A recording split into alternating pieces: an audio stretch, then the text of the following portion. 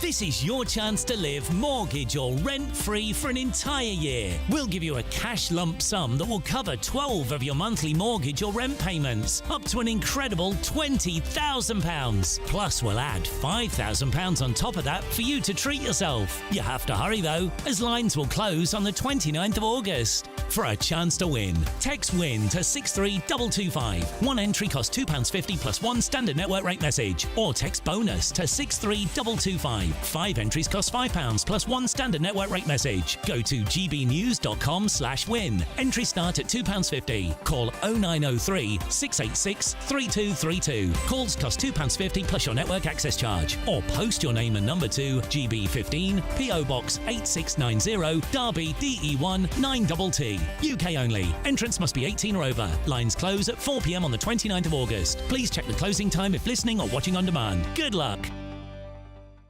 Good Afternoon Britain isn't just about us. The wonderful thing about this programme is it's about everyone watching. It's an interactive programme. Well, there absolutely is something to see here, and we're going to be talking about it more. Whether it's breaking royal news, Please bring us up to date. or indeed a particularly punchy speech in the House of Commons, Very, very curious. we bring it to you live, and then we bring you live reaction as well.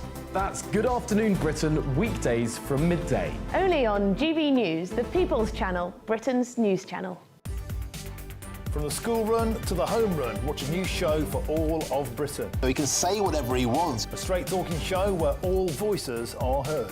And, you know, when are we going to stop talking about smashing the gangs and actually do it? With the stories that matter from every part of our country. There's a bit of a crash landing there for your Chancellor. Bold, fearless and standing up for you. That's me, Martin Daubney, 3 p.m. till 6 p.m. weekdays, here only on GB News. The People's Channel, Britain's news channel. Westminster's full of talk, but out here, it's the real world. Am I allowed to talk then? No, that's it. This is where it matters, real people and real lives. That's what politics is all about. In fact, has Trump made a good start? No. Straight answers, no spin, and just a couple of pints. How many fingers have I ever got up? About 10. So join me for Lee Anderson's Real World every Friday at 7 p.m. only on GB News. The People's Channel, Britain's news channel. You want to know what's really going on in the corridors of power? Labour don't know what to do with you half the time, and that makes you quite lethal in the chamber. Get behind the headlines with Chopper's Political Podcast. Join me, Christopher Hope, as I sit down with the great and the good of British politics. We'll see where this ruling takes us. These are the stories shaping our nation. Chopper's Political Podcast, available now on all platforms. Listen in and stay ahead.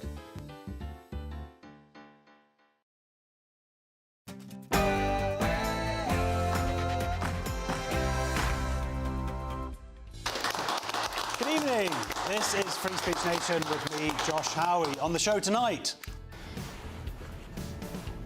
My jeans are blue. Sydney Sweeney has for Keens. Is the new American Eagle advert starring Sydney Sweeney Nazi propaganda, or is it just a brand using a beautiful woman to sell jeans? We're going to replay that ad quite a few times. Plus, 1984 called and he wants its Ministry of Truth back. The UK has created an elite police unit. yes, Labour have deployed a spy unit to silence migrant hotel critics, and... No, this is my Quran. This is my Quran. No, this is not his Quran. This is my Quran. Sir, can somebody help us? This is my Quran. The Christian pastor who was threatened with arrest after being assaulted for peacefully protesting will join us, and... I don't think he's going to censor my site because I say only good things. Will you please uncensor my site? Yeah, we're not censoring anyone. We're going to be joined by one of the architects of the online safety bill to discuss the concerning ramifications at home and across the pond. And we've got comedians answering some crazy culture developments from our live studio audience. But first, the news with Aaron Armstrong.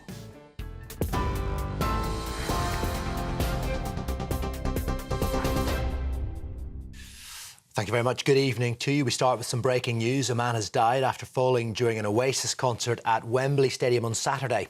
Police say a man in his 40s was involved in an incident at around 10 o'clock last night and was pronounced dead at the scene.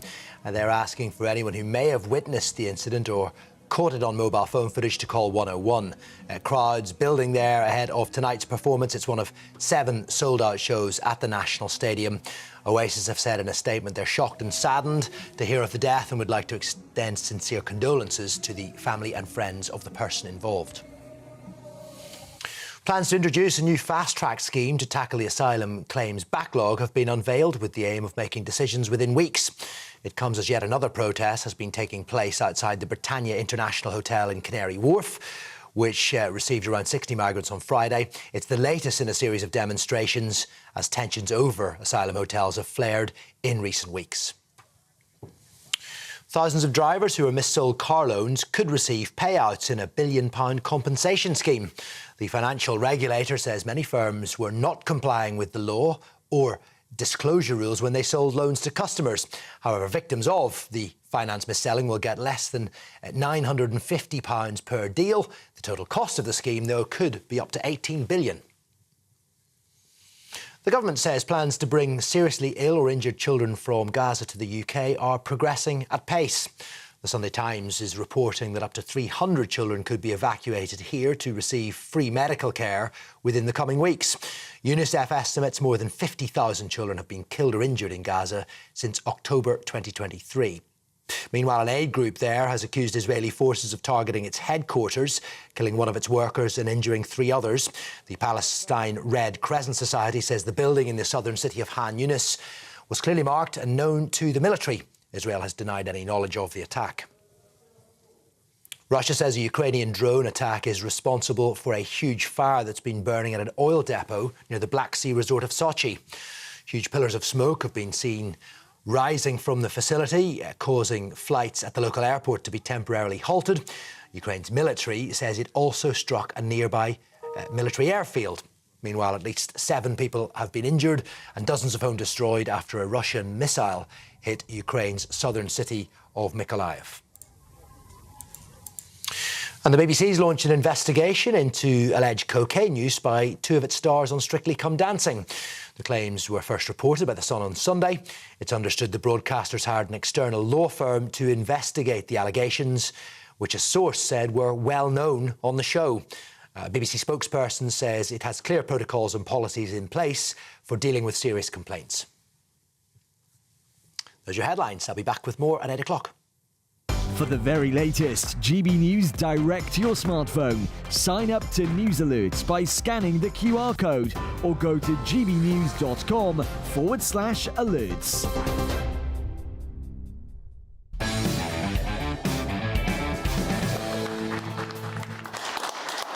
Welcome to Free Speech Nation with me, Josh Howie, the show where we take a look at culture, current affairs and politics, where everything's going mad. We try our best to fix it. Coming up on the show tonight, a record number of over 60s have been referred to prevent for extreme right-wing views. Plus, journalist and author Ella Whelan will be joining us to discuss why museums should be focusing on curating and conserving art history rather than catering to the political whims of the cultural elite, as the Tate has blamed Brexit for low attendance. Scotland's biggest book festival has not invited authors of gender-critical books because they deem the issue too divisive. And of course, myself and my fantastic panel will be answering questions from our wonderful studio audience. Let's go first things first into a debate. American Eagle is standing by Euphoria star Sydney Sweeney after woke critics branded her denim and campaign Nazi propaganda. The ad, with the cheeky tagline, "Sydney Sweeney has great genes," sparked backlash for alleged promoting eugenics, actually, thanks to the pun about genes and her blue eyes. Let's take a look.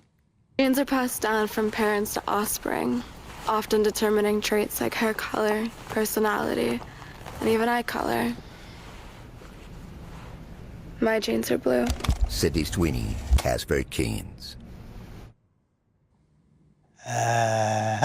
Critics called it a dog whistle, but many are calling that utter nonsense. American Eagle insists it's about genes, not genetics, and says the campaign celebrates confidence for everyone. So, is it a dog whistle to Nazi propaganda, or just a brand using a beautiful woman to sell jeans? How crazy would that be? Joining me now is TV personality and social commentator Amy Ansell and award-winning advertising copywriter Paul Burke. Welcome to the show. Thank you.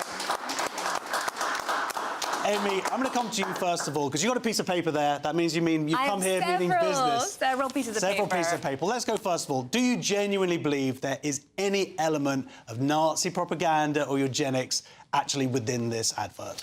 I think the Nazi propaganda and the racism is implied. And I think that's perceived by so many, and that's why the internet has gone crazy. It doesn't stop. This launched last week, and the internet keeps on going crazy. Everyone's talking about it. The internet isn't always right. Well, that's correct, but people are very outspoken about it, especially the left, and we know why. They're upset, they're hurt, they're offended, and ultimately, I actually think American Eagle knew exactly what they were doing. It was controversial for a reason, and I would call this divisive advertising, outrageous advertising, and ultimately, mad about the ad sells stuff. Wow. OK, well, Paul, I would call this trying to sell jeans advertising. Honestly, you are giving the advertising industry, which I worked in all my life, far too much credit. They love a pun. I love a pun. We write ads like that, and who are the Nazis? Who are that are? Yeah. Well, I mean, exactly. Well, why would they do this? Well, exactly. Well, that's a good question. Who is this? Who's meant to be buying this? Like, I mean, Nazis, don't they like sort of leather breeches or something? I don't think this is going to be selling to, like, how big is the Nazi market out there? Well, look, it's all about the outrage. And I just wanted to read a quote from the chief marketing officer, which I found incredible. So he said, it's going to be clever, even provocative language in this ad, and it will definitely push buttons. So that's why I'm saying they knew exactly what they were doing. And also the stock went up 17% overnight. They gained $200 million, I understand. Oh, $400 million, and now the company's worth over $2 billion. So all of this... But surely that's evidence of them making a good advert that's selling jeans, not that they're appealing to Nazis. Right, no, I think it's collateral damage in a way that these poor people on the left being terribly offended and therefore speaking out nonstop, boycotting, whatever they're doing, it's selling jeans and bringing brand awareness and presence to American Eagle. Think about it. American Eagle stores aren't even here in the UK, and we're all talking about it. So it's a successful. So you think it was a dog ad. whistle to get us talking around the UK? All over the world.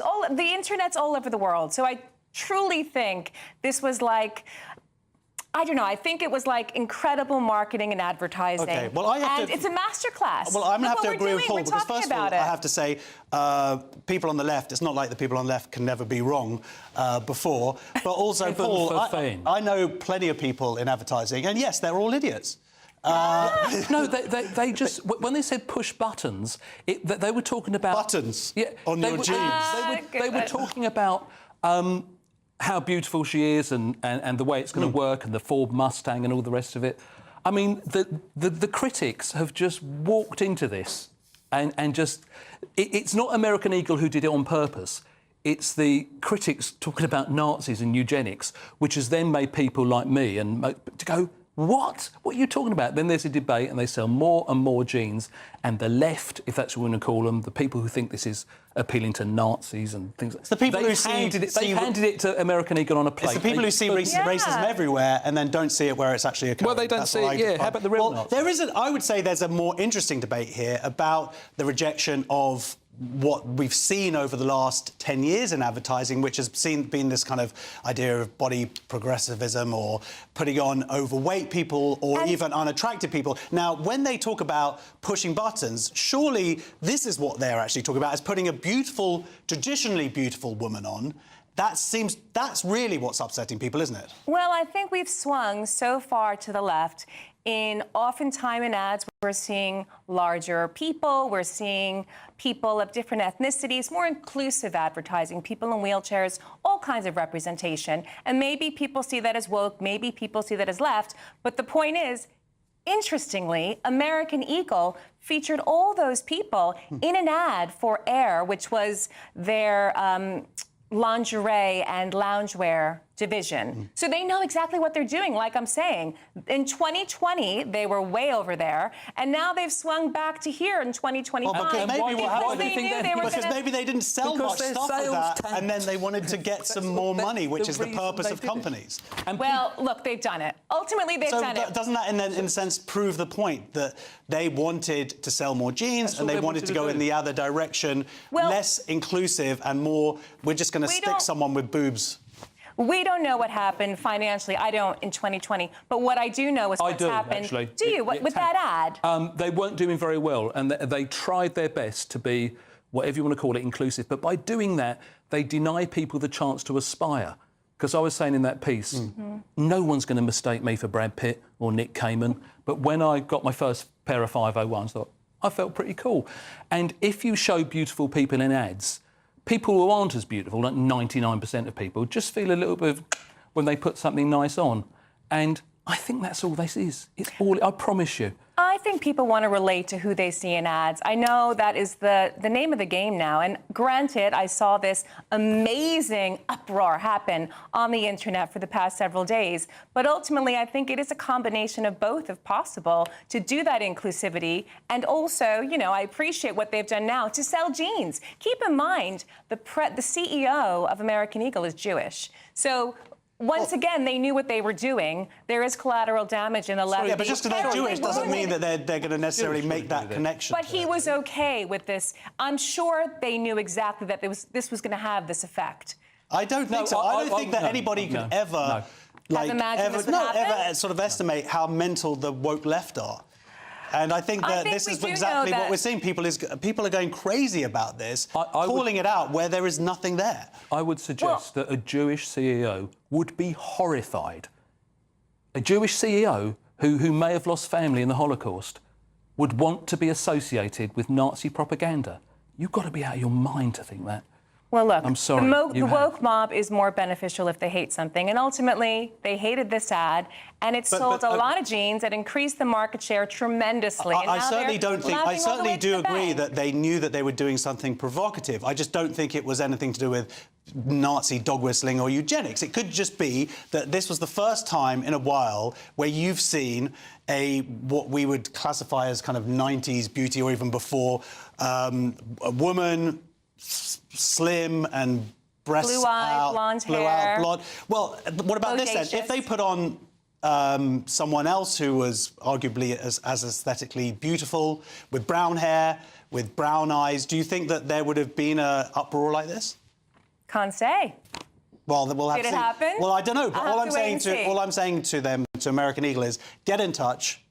I am available. I will put on a wig.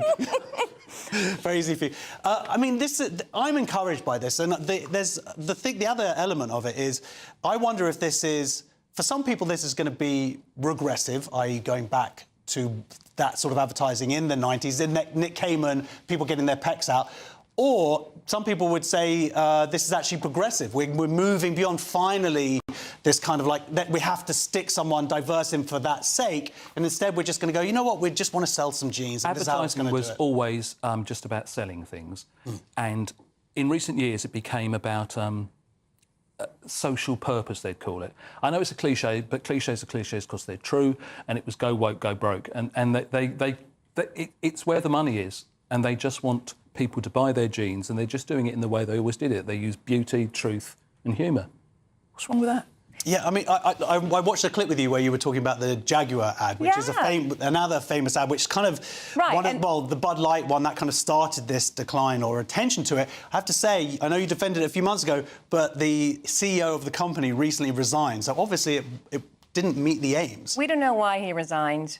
I do. But in any case, yes. I mean, I think that supports my point that basically it's all about outrageous advertising and divisive advertising. And think about how many commercials come out every single year. How many are we talking about? Maybe a dozen? This one, the Jaguar one, the Boots one. I mean, it's a very small number. The Jaguar one didn't sell the products, whereas this one is going to sell the products. But it got us talking about it. We don't know. I don't know what happened to the market share in the end. But ultimately, we were talking about it.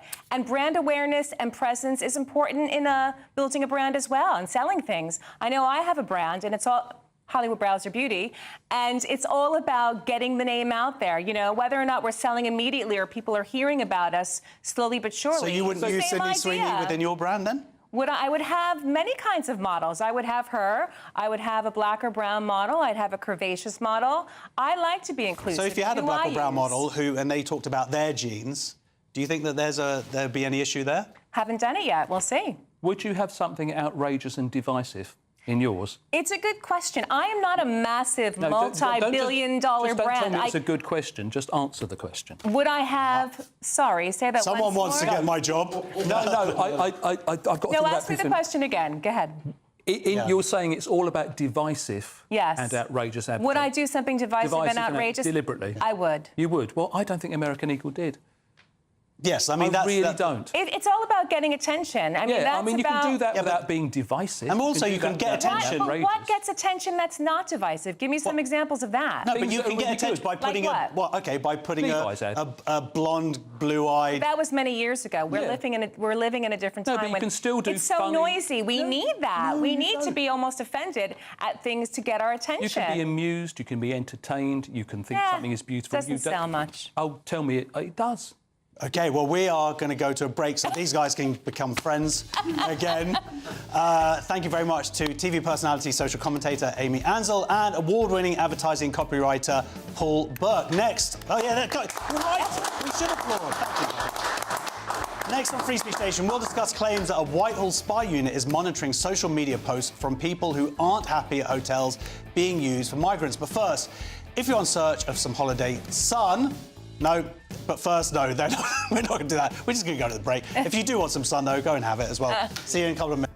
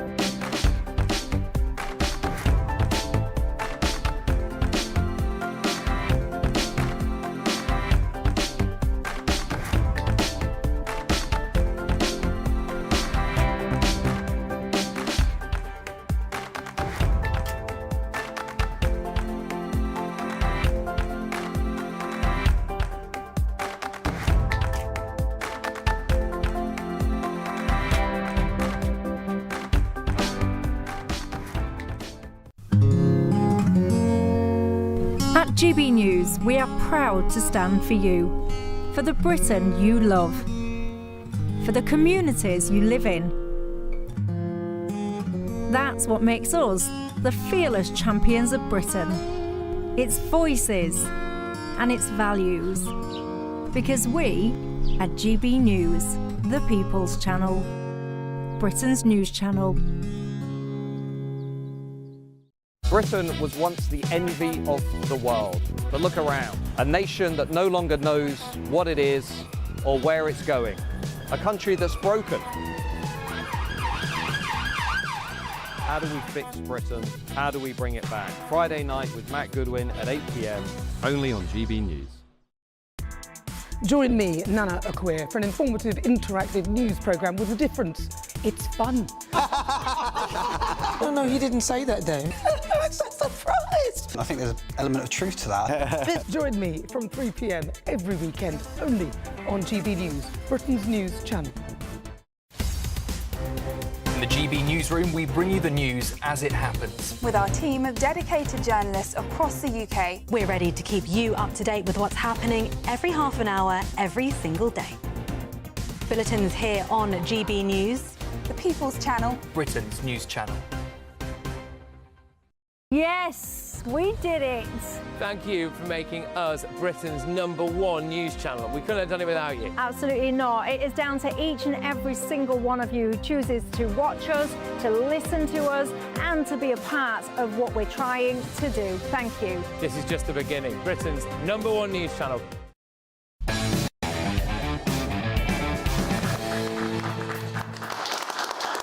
Welcome back to Free Speech Nation. Social media users who have criticised the use of hotels to house migrants and complained about two-tier policing have been targeted by what's been branded a Whitehall spy unit.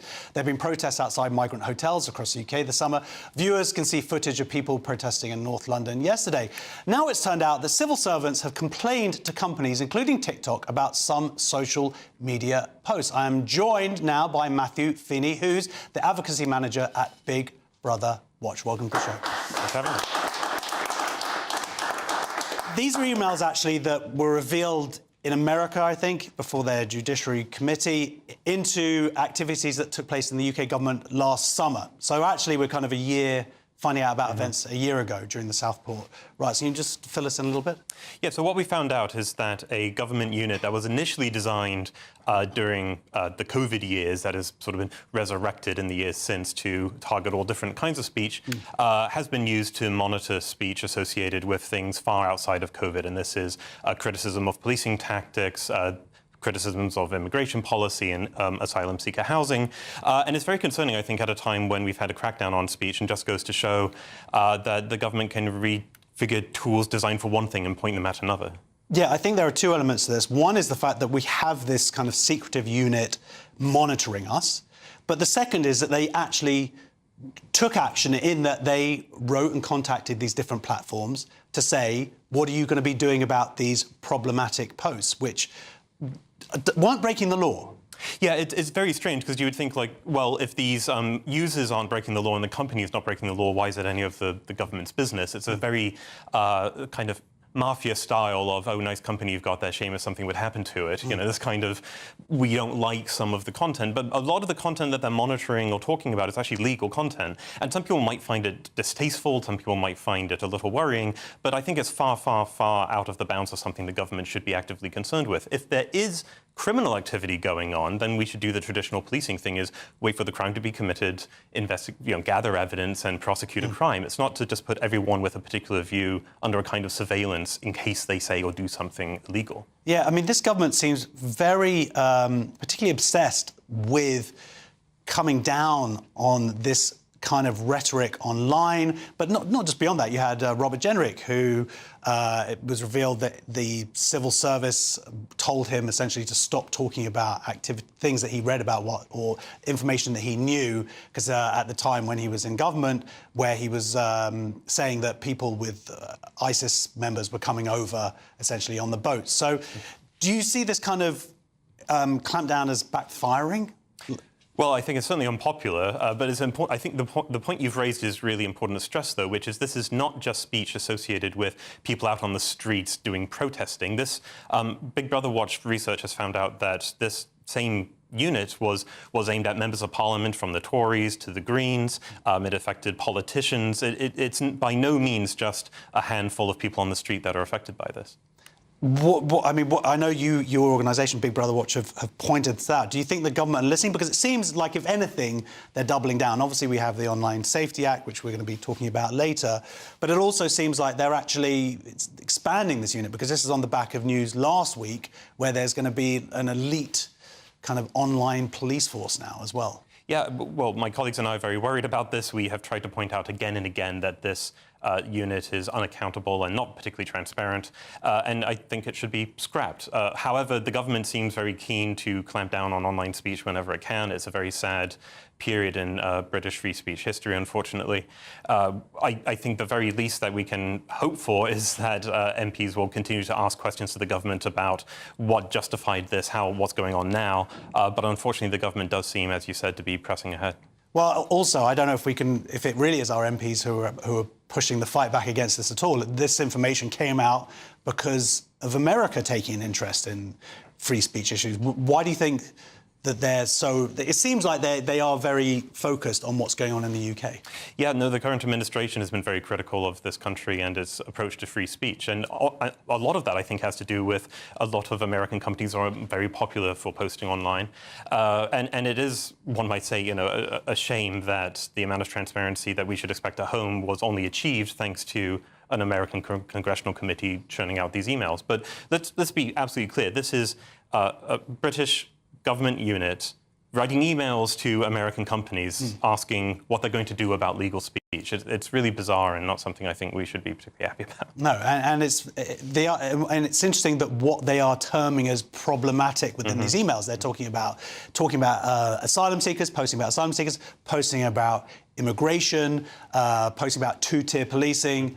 These were, a year ago, seen by our government as putting you in some kind of category as suspect. Yeah, and it's very concerning that the technology they're using to find this kind of speech was initially designed to find people who might be attracted to terrorism. You know, legal speech by British citizens should not be the sort of thing that the government is spending a huge amount of time with. And let's keep in mind, this unit began, its genesis was during COVID to tackle COVID dis and misinformation. So I think one of the lessons from this is if you narrowly tailor something to target a specific kind of speech, don't be at all surprised if years later a different government targets different speech. Yeah, that's it. That's always what we've seen. And when you can start these things with the best of intention, and I believe the software they're using, exactly like you say, I think it was like 2017, it was to stop terrorist videos of beheadings, and then that same technology, of course, gets used by different governments of the day to whatever it is that they're looking to possibly shut down. I just want to read out a little excerpt from one of these emails that the government sent. It says, I'm sure you will not be surprised at the significant volumes of anti-immigrant content directed at Muslim and Jewish communities, as well as concerning narratives about the police and a two-tier system we are seeing online across the environment. It's just... That email is very concerning, and what we've talked about. I just want to talk about one little part of it, though. I don't know why they're bringing the Jewish communities into it. It's like they're using that as some kind of excuse that there might be anti-Semitism there with all this other stuff. And I don't see those things being linked. I mean, of course, I'm concerned about anti-Semitism, but we're talking about two very different subjects here. Well, sure, I'm not familiar with the exact email you've quoted. But do you think that just for me, it felt like they're bringing in anti-Semitism as an excuse to shut down these other subjects? Well, we shouldn't be surprised if the government reaches to all different kinds of speech when it's trying to urge private companies to take action, whatever that might be. So it might be the case that they're targeting a particular kind of protest or a particular kind of political commentary and choosing to widen the scope of concern just to urge the company to do something, which I think is inappropriate. I just think it's particularly cynical, that's all, bringing Jews into that where it's really got nothing to do with it. Have you seen any indication from the government that they are in any way going to change this at all? Do you think that now this information is out there, that they might somehow be kind of shamed into doing something, or do you think it's just going to be business as usual and speech gets shut down? I've seen no indication that they're keen on rolling this back. Unfortunately, we've seen in the last week or two that when pressed by the media or members of the public about the government's approach to speech, its response seems to be to clamp down and to hold its ground. Yeah, well, that's exactly what we're seeing. In response to White House spy reports, a government spokesman said, "Free speech is a cornerstone of our democracy. The Online Safety Act protects it. Platforms have a duty to uphold freedom of expression, and the Act places no curbs whatsoever on what adults can say and see on the internet unless it is something that would already be illegal offline. The government has no role in deciding what actions platforms take on legal content for adults. That is a matter for them according to their own rules." Anyway, well, thank you very much, Matthew, for joining us from Big Brother Watch. Round of applause, please. Next on Free Speech Nation, we'll hear from our wonderful audience as we look at some of this week's more huge and silly stories, including, do students actually need trigger warnings, and find out where there could be a baby boom in 9 months' time and why. Don't go away, see you in 2 minutes.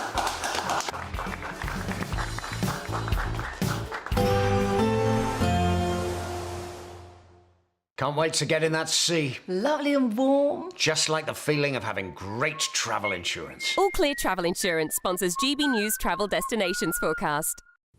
Hello. The heat is building across Portugal and Spain over the next few days. It's not as hot as it has been across the Eastern Med, and here it's a bit more changeable. We have got some fairly intense thundery downpours across parts of Italy and the Balkans, northern parts of Greece too. Elsewhere across Italy, Spain and Portugal, plenty of hot sunshine though, just a bit more in the way of cloud affecting Madeira and the Canary Islands, but generally dry and fine here. Lots of hot sunshine on the way for the next few days too, and temperatures in the 30s. All Clear Travel Insurance sponsors GB News Travel Destinations Forecast. Good evening. Welcome to your latest GB News weather from the Met Office. Storm Floris is on the way with an amber weather warning in force across parts of Scotland, where we're going to see unseasonably strong winds and some heavy rain. It's currently situated out towards the west of the UK, but it undergoes rapid deepening as it approaches the UK through Sunday night and into the early hours of Monday. Sunday evening generally starts dry with clear spells for most of us. However, all eyes up towards the northwest, where we see outbreaks of heavy rain arriving across parts of Northern Ireland and then later into western parts of Scotland into the early hours of Monday morning. A little dry further south, but still rather cloudy and quite a mild night and perhaps quite a humid start to Monday for many of us into the start of the new week. A very damp and windy start across parts of Scotland, though. Those winds continue to intensify through the early hours of the morning. Gusts at the coast of 70 miles an hour, 50 to 60 miles an hour on land, and even across western parts of Scotland. At first, we could see those gusts even a little higher, around 80, perhaps even 90 miles an hour. Still windy across the south, but a bit of a brighter start here, and those winds not quite as strong as further north. That band of rain continues to sweep its way south and eastwards as we go through Monday daytime. As I mentioned, it's across the north that we see those winds continue to intensify through Monday afternoon. Western coast of Scotland and then later across the north coast of Aberdeenshire is where we're likely to see the peak of winds, 80 to 85, potentially 90 miles an hour. And with those strong winds, despite temperatures being pretty similar to Sunday, it'll be feeling much cooler and much fresher and probably quite unpleasant further north. Tuesday, those winds are a notch down compared to Monday, but it will still be a breezy start to the day, particularly across the north and the west. Plenty of blustery showers feeding in on that northwesterly wind, but generally staying drier further south with plenty of sunshine. And it looks a little drier for all of us on Wednesday. And then perhaps turning a little bit warmer as we go through the second half of the week. This is Britain's Newsroom, where your voice matters. It's just astonishing. With expert analysis and honest opinion, we don't just keep you informed. We bring you unique perspectives you won't see anywhere else. Can't argue with any of that. When the news happens, it happens here. On Britain's Newsroom, weekdays from 9:30 a.m. Only on GB News. At GB News, we love to hear from you, our loyal community. So drop us a line at gbnews.com/yoursay. There, you can talk to each other and also to the presenters live on air. gbnews.com/yoursay, because GB News is your channel, Britain's news channel. Join me, Nana Akwe, for an informative, interactive news programme with a difference. It's fun. No, he didn't say that, though. I'm so surprised. I think there's an element of truth to that. Join me from 3 p.m. every weekend, only on GB News, Britain's news channel.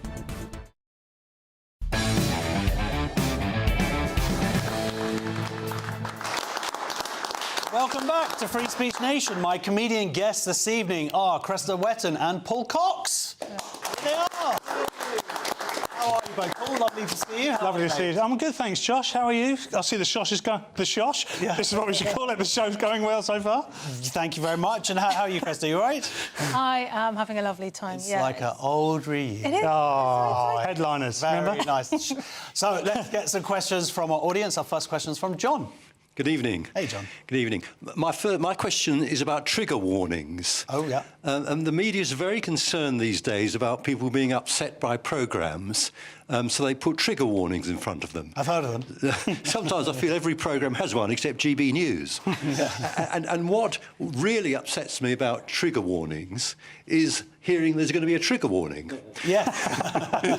So my question to you is, should trigger warnings have a trigger warning? Absolutely, yes. So this is a study in the United States has found actually that trigger warnings don't make students feel safer and don't have a major impact on how they deal with difficult topics. So you were right there, John, and I guess, Cressida, why do we do them then? Does this mean they're going to get rid of them? Why do we do it? Especially in universities. I don't think you should go to university with a sort of protective film around you in case you hear a nasty idea. That's not a good idea. Yeah, no, and we've seen some of the trigger warnings have been just ridiculous over the years. I don't know what the obsession with making students feel safe is either. I mean, I never felt safe as a student. It was a terrifying 4 years.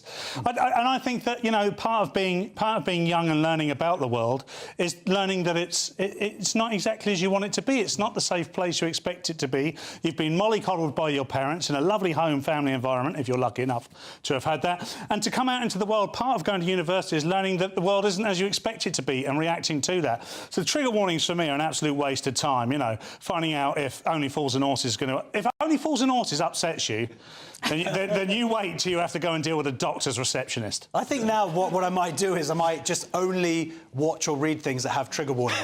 Then I know that they're going to be good. Definitely. Can you do a degree in Fools and Horses now? Yes, I wish. Yes, media studies. Right, then, well, look, let's move on to our next question, who's from Sean. OK, well, it's a different kettle of fish, this one. A bit more controversial. This is, should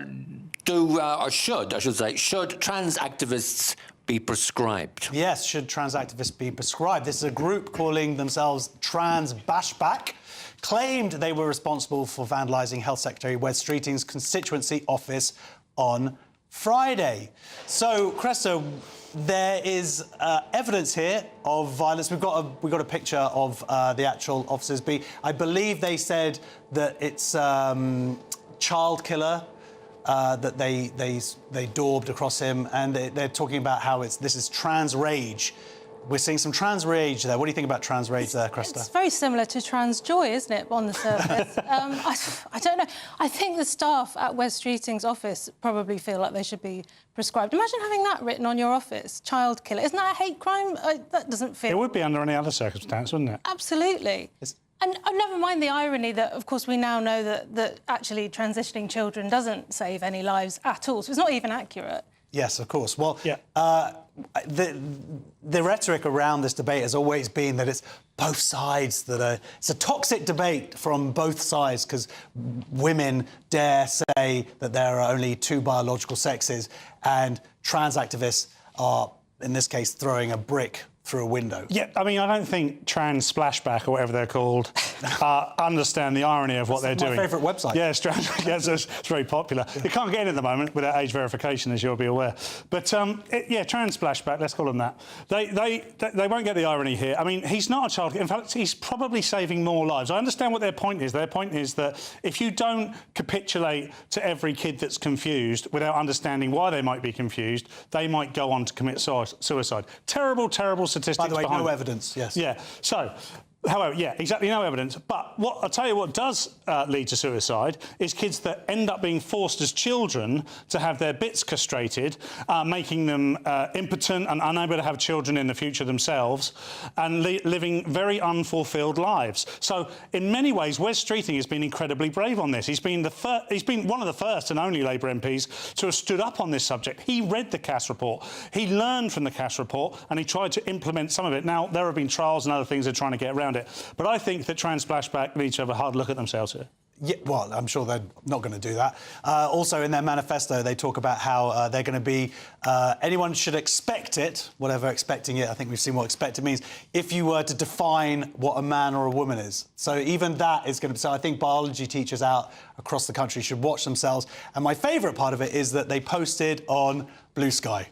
The echo chamber. X is too hateful for them. So they posted their manifesto on Blue Sky. Right, our next question's from Chris. Hello. So when do civil servants get their work done if they're never in the office? Indeed. Well, actually, I think in this case they might be getting their work done because they are not getting their work done, but they are in the office, just not doing their work. So when do civil servants get their work done? Civil servants, they're attending woke events and meetings such as listening circles for trans colleagues and allies and diversity and inclusion sessions during their working hours. One of these events, which I desperate to set up here at GB News, is called Sapphic Sounds for... That's one. I'm ready to. I'm go sure there. that will go down. A couple of hours of that. Enormously well with our viewers. Comments on GB News, you'll say about that. I mean, yeah, this is just ridiculous, isn't it? Guys, read the room. The country's got no money. What are you doing?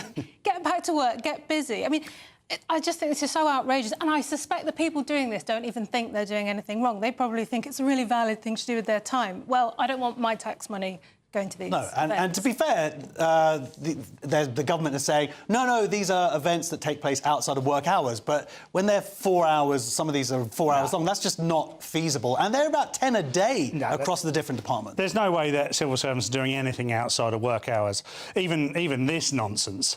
I mean, the indoctrination is ridiculous. I mean, we haven't seen anything like this since Hitler Youth. I mean, the way that they just keep controlling people and making them think the way that they believe they're all patted on the back when they come out of these places, by the way. Oh, well done, you've now learned how to talk to someone. What a load of nonsense. The first point is, don't waste any time. The country's on its knees.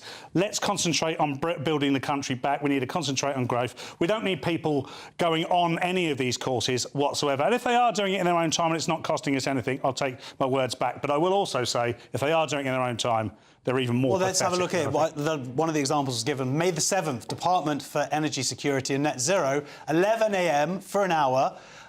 They had a meeting about a listening circle for trans colleagues and allies, because that's, of course, is what's going to save the planet. Just go to the pub at 8 o'clock at night. Go and listen to each other. Go and have friends. Although, Chris, it is good, but it does get people back in the office, though. They're not going back into the office to work. They're just going to listen to sapphic sounds. I'm not comforted by this. My favourite album. All right, let's move on to our final question. That's from another Chris. Will there be a baby born in 9 months? Yes, will there be a baby boom in 9 months? Thank you, Chris. People are spending a third less time on pornographic websites since new age verification laws came in last month. So, wrong phrasing there. Let's talk to Paul about this. It's been a big issue for me, Josh, as you can imagine.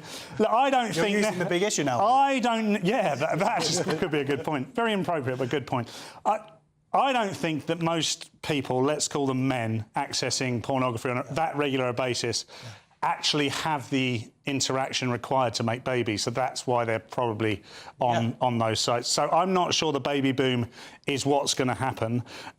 Do I think that we need to have this much censorship? No, I don't, irrespective of my own personal struggles since the online bills come in, but I don't think this is a good idea at all. Cresta, very quickly, was this really bad timing by our government? Because I imagine you're going to have a lot of frustrated and very angry middle-aged men out there who can't work out how to use VPNs, and we don't want them rioting. Oh, nice. OK, well, no, now it's the summer now, isn't it? Yeah. Now is it right? Do it in the winter. Well, I thought the same thing as Paul. Okay. I thought this is not what's holding these gentlemen up from being functioning fathers in society. And I agree, I don't want the government deciding whether they can see this filth that I might disapprove of, possibly, I don't know. No, right, next... I'll show you in the break. Figure out how to... Anyway, so, next on Free Speech Nation, journalist and author Ella Whelan will be joining us to discuss why museums should be focusing on curating and conserving art history rather than catering to the political whims of the cultural elite, as the Tate has blamed Brexit for low attendance. Don't go anywhere, see you in 2 minutes.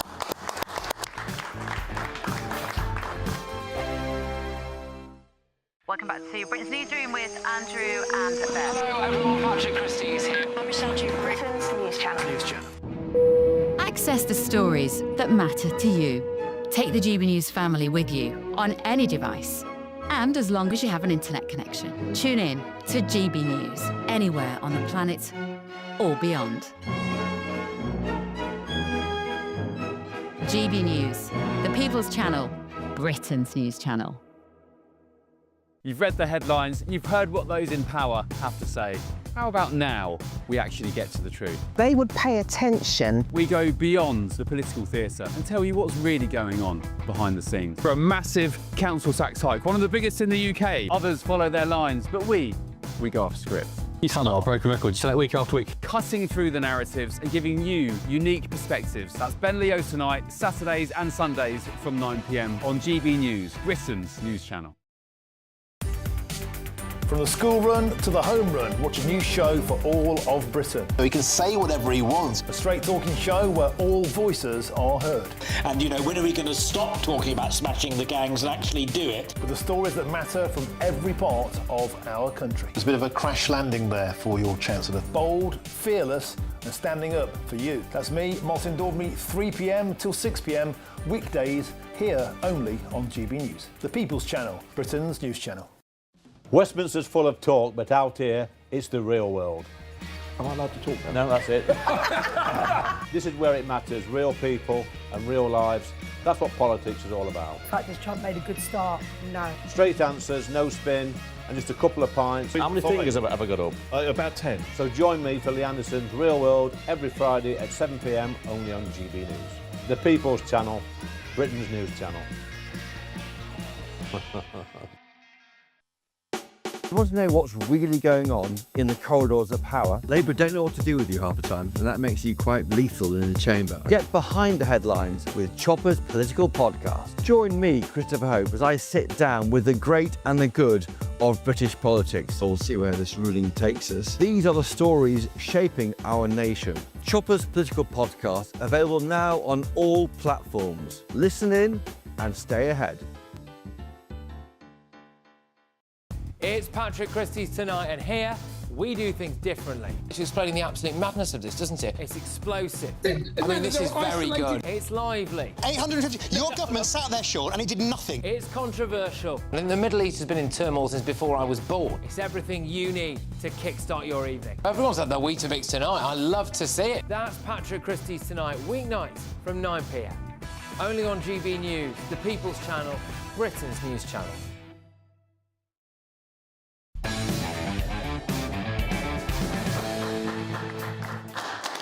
Welcome back to Free Speech Nation. The Tate Gallery is suffering from low attendance numbers. What might be to blame for the decline in the interest in our museums? Journalist Ella Whelan has written a brilliant piece in The Telegraph about what seems to be the fashionable explanation for any failing organisation these days, Brexit. That's what the museum's director, Maria Bulshaw, points to when asked about the museum's unpopularity. She said the combination of Brexit changing their educational and work opportunities and then COVID profoundly affecting the end of their studies and the way they choose to live their lives is stopping European youngsters from visiting the Tate. Joining me now with a different take to that is Ella Whelan herself. Hello. Hello. Lovely to see you. Thanks for having me. So, yes, I don't think people are going to be able to use Brexit as an excuse for much longer.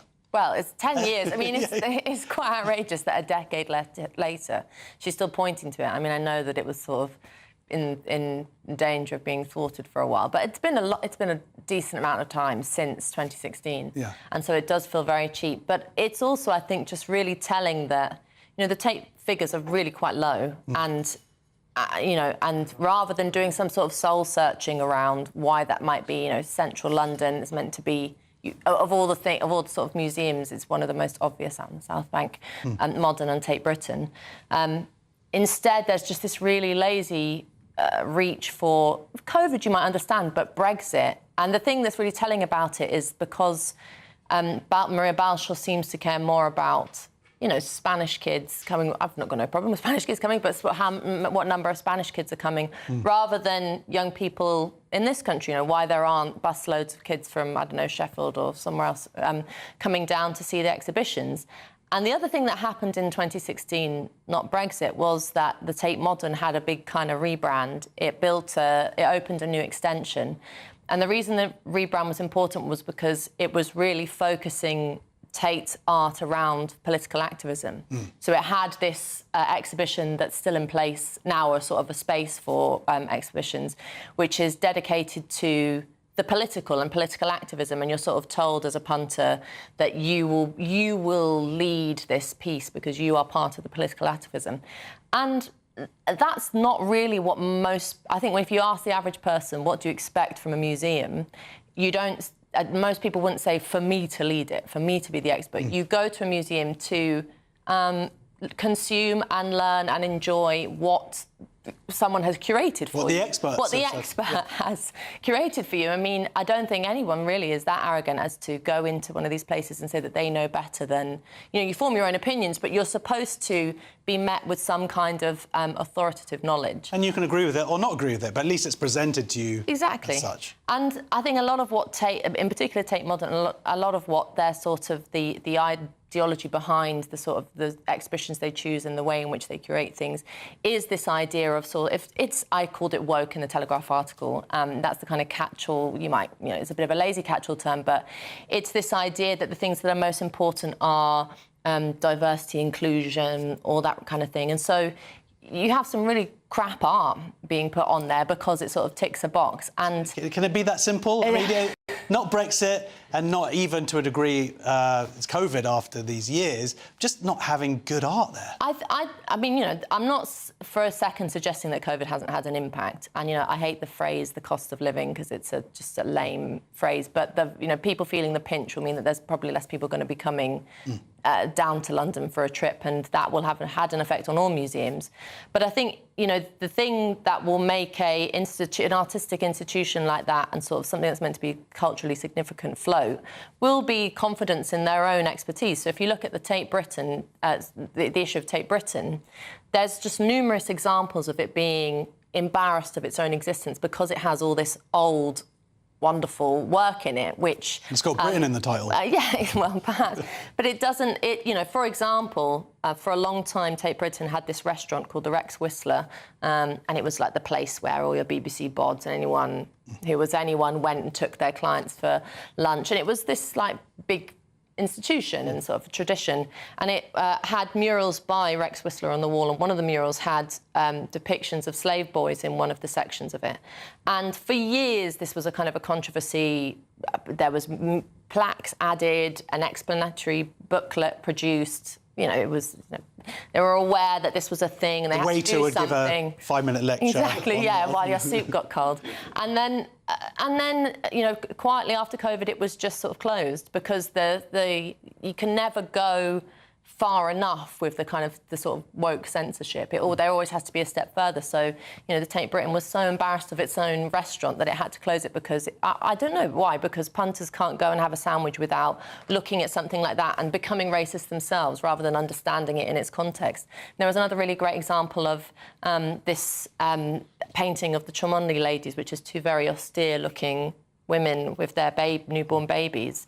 And one of the plaques had for a time on it, this might have a lesbian subtext to it, which, as I write in the article, the sisters, who were the subjects of the portrait, might have had taken some issue with. There's the idea that there just has to be some kind of lesbian subtext to everything. It's two stern women. Yeah, it was too dull. It's too old. It's too white. It's too plain. It's too heterosexual. I mean, I think there's just this disconnect with the people who run museums. You want to call them a cultural elite if you like, and what people who go to museums want. Which is, you want to see the best that's been produced. You want to have you don't want all the old, slightly controversial stuff hidden from you, because that's some of the best stuff. And I think it's just it's a sort of sign of... The reason why I thought it was important to write about it was because it's a sign of our times. The public can't be trusted, and that's why she blames Brexit. There's this whole sense of our colourfully dressed cultural elite that the public can't be trusted and they have to pick what's right for us. Well, let's see if they listen or if they're going to keep on blaming other people rather than looking at themselves. We'll see. Thank you so much for joining us, journalist and author Ella Whelan. Big round of applause. That's the end of the first hour of Free Speech Nation, but don't go away because there's lots more to come between now and 9 o'clock. We'll discuss the shocking news that a record number of over 60s have been referred to the government's anti-terror scheme Prevent, and I'll be speaking to one of the architects of the online safety bill. See you in 2 minutes. Bye.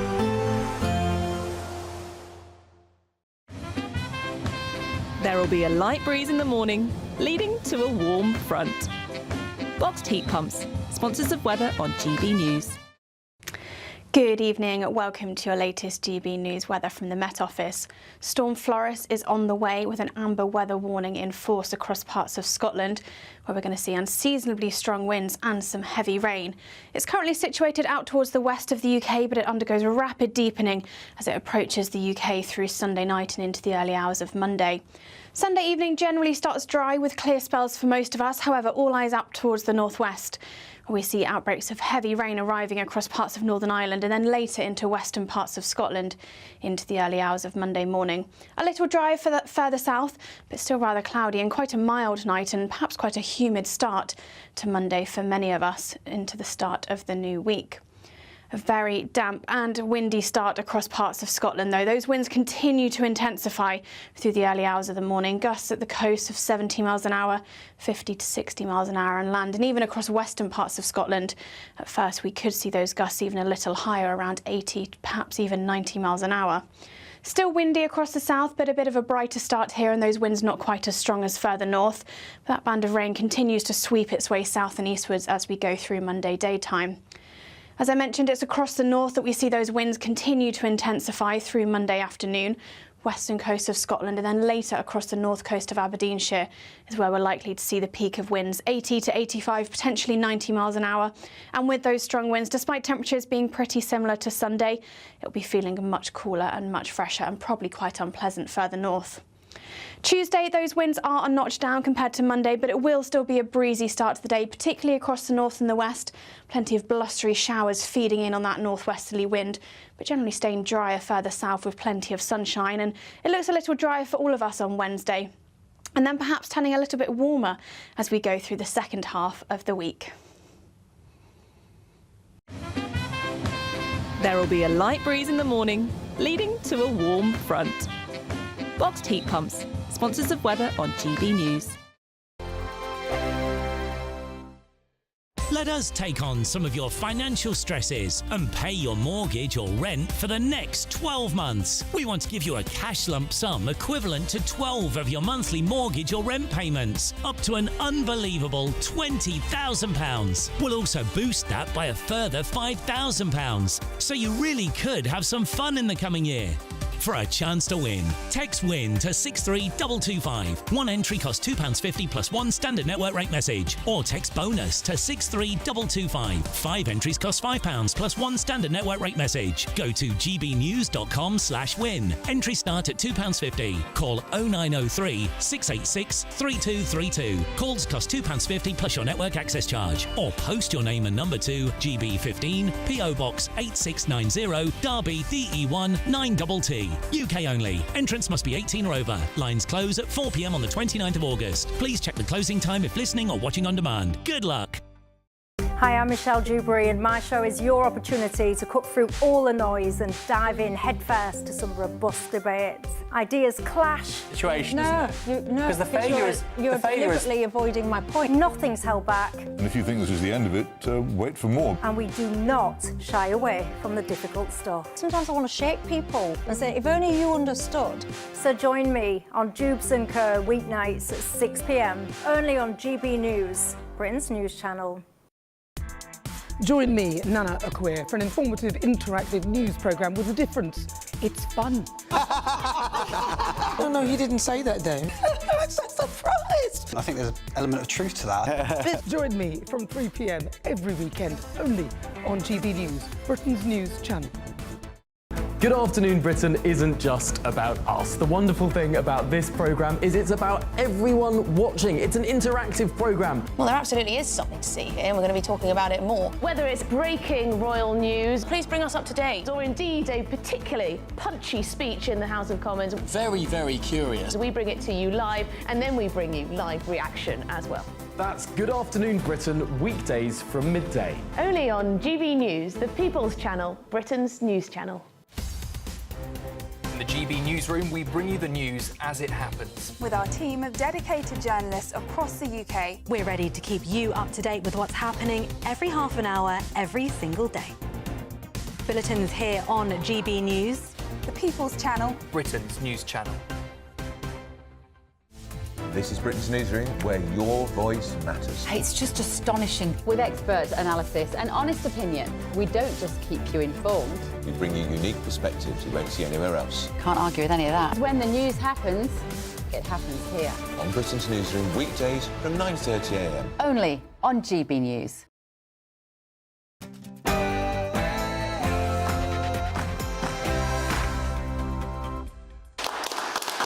Plenty more still to come on Free Speech Nation this week, including...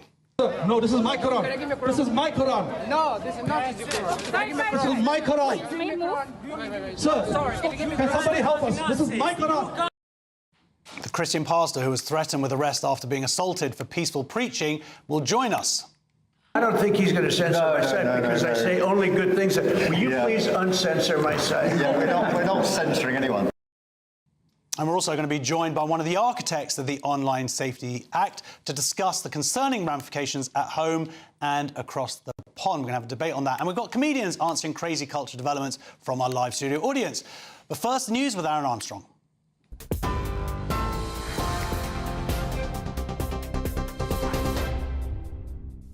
Thank you very much indeed. Good evening to you. Our headlines. Tens of thousands of drivers who were missold car loans could receive payouts in a £1 billion compensation scheme.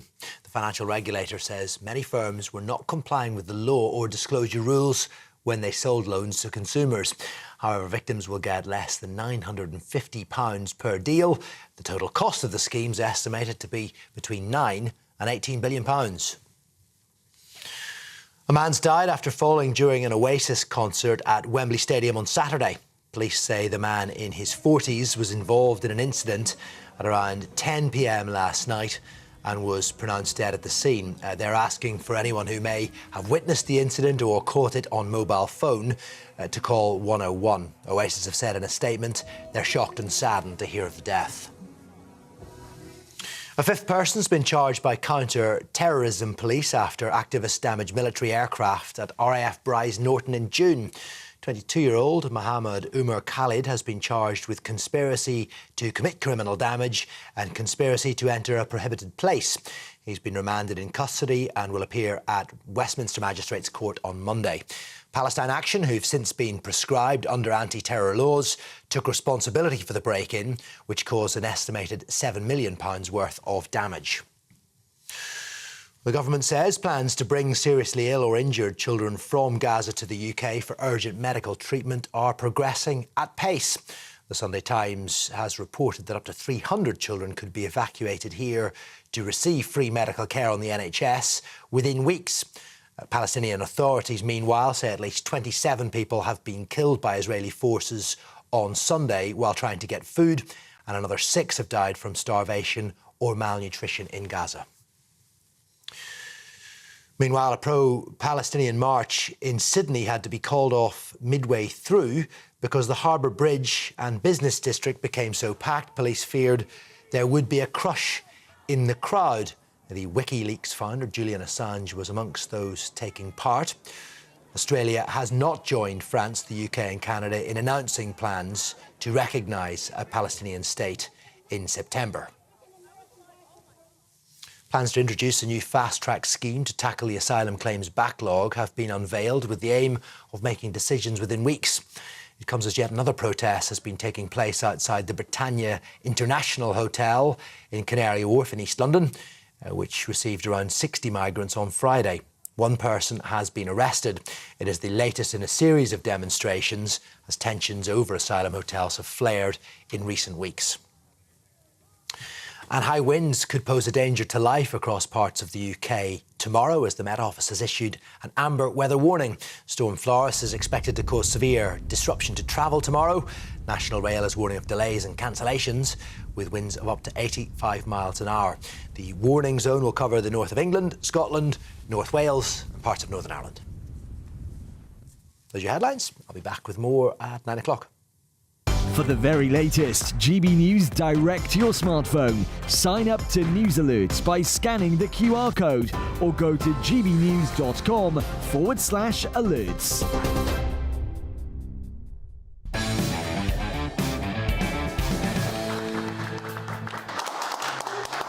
Welcome back to Free Speech Nation with me, Josh Howie, and my 2 comedian friends and panellists, Cresta Wetton and Miriam Ella. Changed, you was Paul Cox, but I understand you had a bit of trouble getting here from, you were in front of Wes Streeting's office? Yeah. Is that right? Just throwing a few bricks. OK, well, let's just... Our window there. Your trans activist group. OK, so let's get some more questions from our audience. Our first question's from Chris. Will women finally get their big break?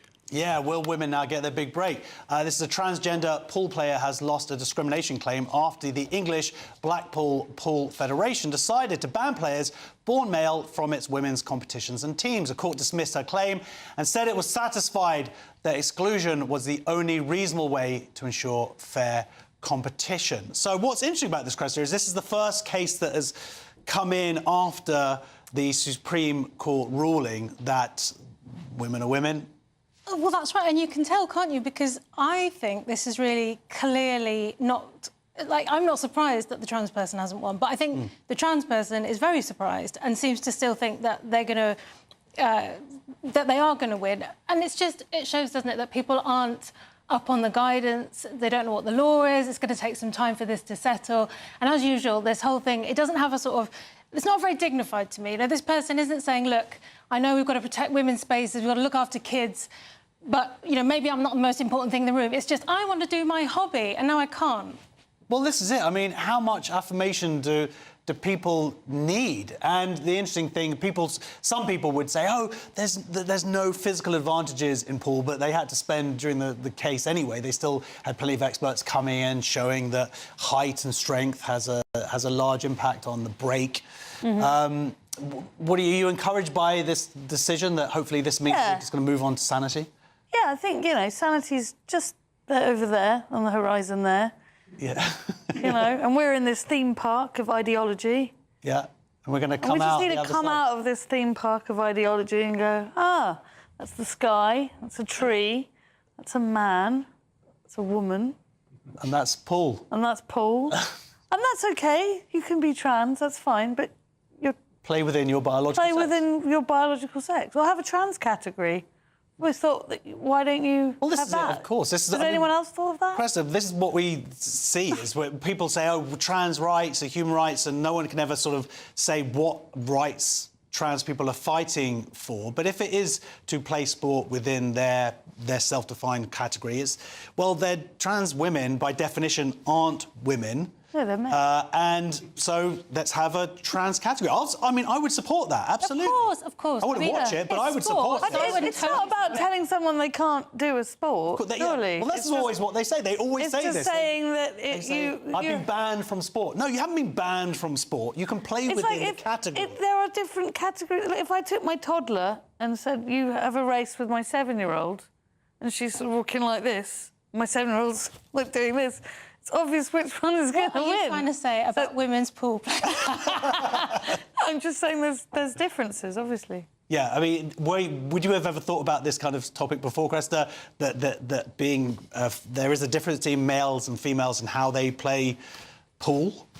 Well, I didn't spend a lot of time thinking about it until I came to work with you, Josh, and then I thought about it every 17 minutes for 2 years. But, no, I mean, I think it's obvious. You guys have got longer arms than us for a start. I mean, that's got to be worth something, hasn't it? I thought it was that just women liked men coming up to them and being like, hey, let me show you how to do this shot. Isn't it amazing that you've got 5 children? Not really. That's what I was... Showing my mating rituals there. Right, our next question is from Sean. OK, well, getting away from the trans business, we're now talking about music in this case.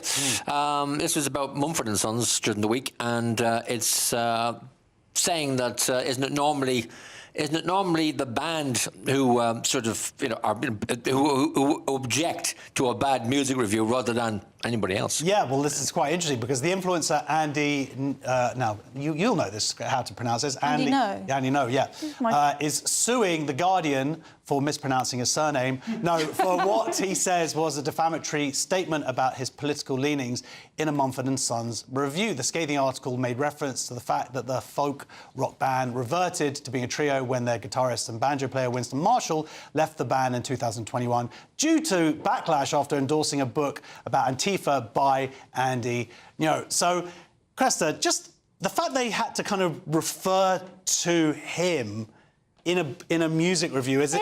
Just focus on the music. Outrageous. I mean, I'm not a media lawyer, as you know, Josh, but obviously it's a review, right? So you can make comment, you can say this is my opinion, but And I don't want to repeat what they said because the Telegraph decided to take it out, but they referred to Andy Ngo as being a certain political thing and more or less accused him of causing trouble. And that's just... you can't do that. Just because it's a review, it doesn't mean you can say things that are not the case. Yeah, the fact that they needed to even mention Andy Ngo within a music review, I think they had a similar thing when they were talking about Bring It Back. Bring it back now. Roisin Murphy. Yeah. So they, in her review, The Guardian also, this has to be said, the review that we're initially talking about, the Mumford & Sons, that's in The Observer. But I remember when The Guardian wrote a review, they had to refer to her political leanings in terms of believing that you shouldn't medicalise children. It was like, it's a great album, but, if only she hadn't sort of said that men and women are different. Well, by the way, this is like years ago. The person they're talking about, Winston Marshall, tweeting about Andy Ngo's book. I mean, that was years ago. He's not even in the band anymore. Are you reviewing the current band, or are you just griping about the past? Well, this is it. They have to just kind of crowbar this stuff into it, don't they? They do, yeah. I think they must feel very insecure in their own beliefs. Really? Yeah, I do. Because I think if people go that nutty about things, or anyone that dares question them, it's like the Communist Party. It's not going to last. No, of course. Because you have to be able to.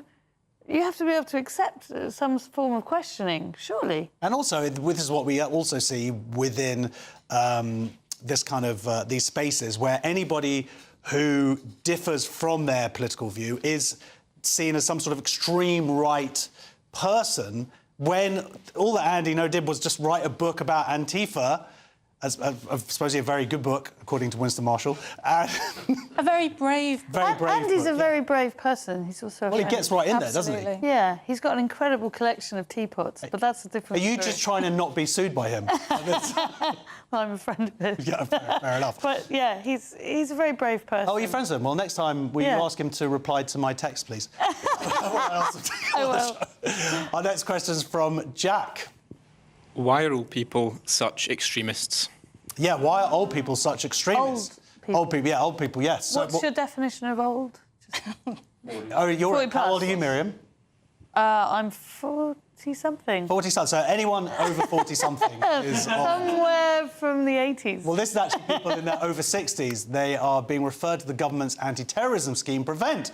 Home Office figures show 43 people aged 60 or over had sparked alarm for expressing what were called extreme right-wing views. I'm not sure how Andy, how old? No. This is disturbing, perhaps not because suddenly older people are suddenly becoming fascists. No, they're not. It's more like the younger people are becoming fascists. Younger people, absolutely. And maybe the young people who work at Prevent are deciding that they're moving that barometer of what fascism is, and suddenly older people are caught within it because they've watched Monty Python or Fawlty Towers or something. Well, it just, again, it reinforces this ideological bubble that they're in, that they can't listen to something that contradicts them. So then they have to call it something extreme, which it might not be. It might just be kind of quite a middle-of-the-road comment. Well, that's it. And Cressida, do you think that Prevent is fit for purpose? No, I don't. Because the Overton window now includes Yes Minister. I mean, well, not the Overton window, not the Overton window. You now can't watch Yes Minister. Apparently that's potentially a red flag for extremism. Extremely funny, but it's not... I mean... Yeah. The people that are accusing everyone of being extreme are the extremists, in my opinion. Yeah. Well, and it's become so meaningless that the problem is, of course, that this it could apply to anyone, and that's the problem, isn't it? We've got the wrong people being looked at by something that we do need. So there is something actually quite serious here, where resources are being spent investigating these older people for what might have just been a few years ago normal views, and instead of resources being allocated to stopping actual terrorists. Yeah, so... Yep. All right, well, look, let's go to our next question. Oh, no, I've got a Home Office spokesman said the makeup of individuals referred to Prevent may change over time, but the role of the programme in stopping people from becoming terrorists remains the same. Our next question's from Philip. Hello, Josh. Hey, Philip. Are people who have Alzheimer's transphobic? Are people who have Alzheimer's transphobic? Thank you for remembering that question. And this is about a post by ex-account Gender Receipts in response to the Alzheimer's Society's campaign that claims Alzheimer's doesn't discriminate. Neither do we? So, what does that even mean? Do you think that maybe an Alzheimer's charity should focus on treating and helping the people with Alzheimer's and their families? I do agree with that. It's just the same as the segment you had before on the Tate. It's just our elite institutions indulging in their woke virtue signalling and not forgetting their primary purpose. Absolutely. Well, what I heard, or what I read in an article, was that someone who worked for a trans charity or gender ideology moving to work at this charity and, of course, bringing their belief system with it, and then that's what we call capturing. Suddenly, this Alzheimer's charity is now focusing not on really what it should be focusing on. Well, it's so unnecessary. It becomes the victim Olympics, doesn't it? Who wins? Who's more of a victim? And I would argue people with Alzheimer's are quite vulnerable, and I think you should make allowances for that. I don't think the only thing that... I mean, yeah, they probably are transphobic by the definition of the people who would say that. But that's not the only offensive thing they're going to do. They've got Alzheimer's, you know, let them be. I don't mean all people with Alzheimer's are offensive all the time. I'm saying it's the time to be compassionate. Well, one of the part of the having the condition is that you will say things that you might not say if you think about it. Also, that you're going to call things out as you see it. And to see a biological male with long hair, even if they're wearing a dress... And call them a man. And call them a man, they shouldn't be in any way persecuted or made to feel that they've done something wrong for that. This is part of their condition. Is truth the new phobia? Truth is new phobia, and actually it's been taught because of what's going on in the Sandy Peggy case up in Scotland. Dr. Upton, supposedly, there was a previous case where elderly women kept on referring to him as son, and they got very upset by it. It's like, where's the allowance for someone being older and having a condition? It reminds me of that case. You had a nurse on, a black lady, somebody had abused her and you called her the N-word, but because she had misgendered somebody, there was this same question, oh, who's more in the wrong? And she was made to be in the wrong. It's just the wrong way around. All right, yeah, well, we reached out to the Alzheimer's Society for comment. They've not yet heard back from them. Next on Free Speech Nation, we'll be asking whether Elon Musk's social media platform X is right that the controversial Online Safety Act is threatening free speech in the UK. It's going to be an interesting debate. See you in 2 minutes.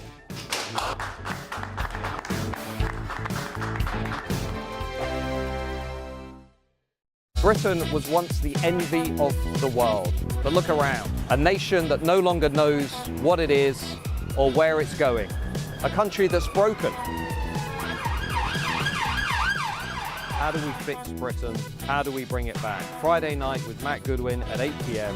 only on GB News. You've read the headlines, you've heard what those in power have to say.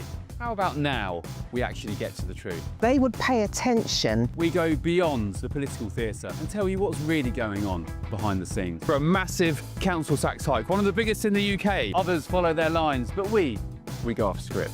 You sound like a broken record. You say that week after week. Cutting through the narratives and giving you unique perspectives. That's Ben Leo tonight, Saturdays and Sundays from 9 p.m. on GB News, Britain's news channel. In the GB newsroom, we bring you the news as it happens. With our team of dedicated journalists across the UK. We're ready to keep you up to date with what's happening every half an hour, every single day. Bulletins here on GB News. The People's Channel. Britain's news channel. From the school run to the home run, watch a new show for all of Britain. He can say whatever he wants. A straight-talking show where all voices are heard. And, you know, when are we going to stop talking about smashing the gangs and actually do it? With the stories that matter from every part of our country. There's a bit of a crash landing there for your Chancellor. Bold, fearless and standing up for you. That's me, Martin Daubney, 3 p.m. till 6 p.m, weekdays, here only on GB News. The People's Channel, Britain's news channel. Join me, Nana Akweer, for an informative, interactive news programme with a difference. It's fun. No, he didn't say that, Dave.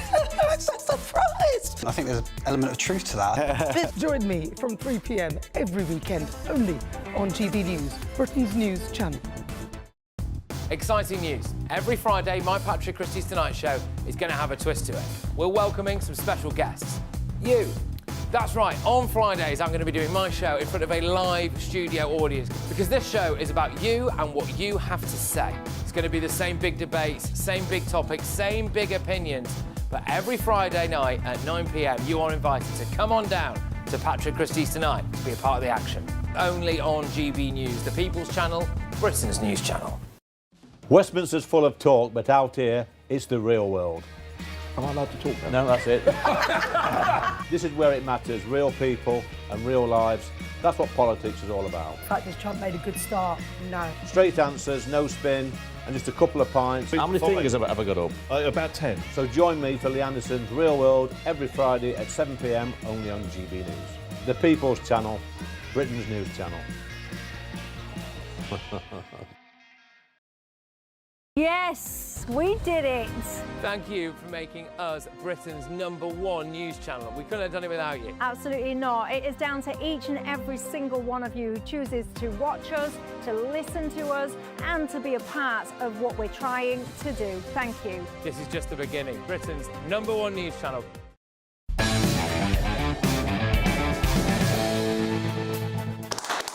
Welcome back to Free Speech Nation with me, Josh Howie. Elon Musk's platform X says the Online Safety Act is threatening free speech and urgently needs rethinking. The new law, which kicked in last week, forces sites like Facebook, TikTok, YouTube and even porn platforms to prove users are over 18. I don't know why I said even porn platforms. They're the ones who it's meant to be aimed at.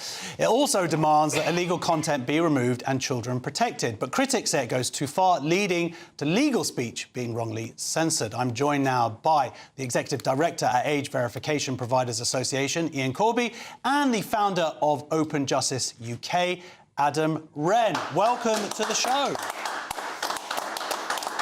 Ian, I'm going to start with you. Do you really think that this bill has come in as it is fit for purpose, or do you think that anybody who is calling out what they see as the problems of the bill is a paedophile or supporting paedophiles, as was the accusation this week by a government minister? Yeah, certainly I wouldn't want everyone to say that. I think it's good to have a proper debate about this.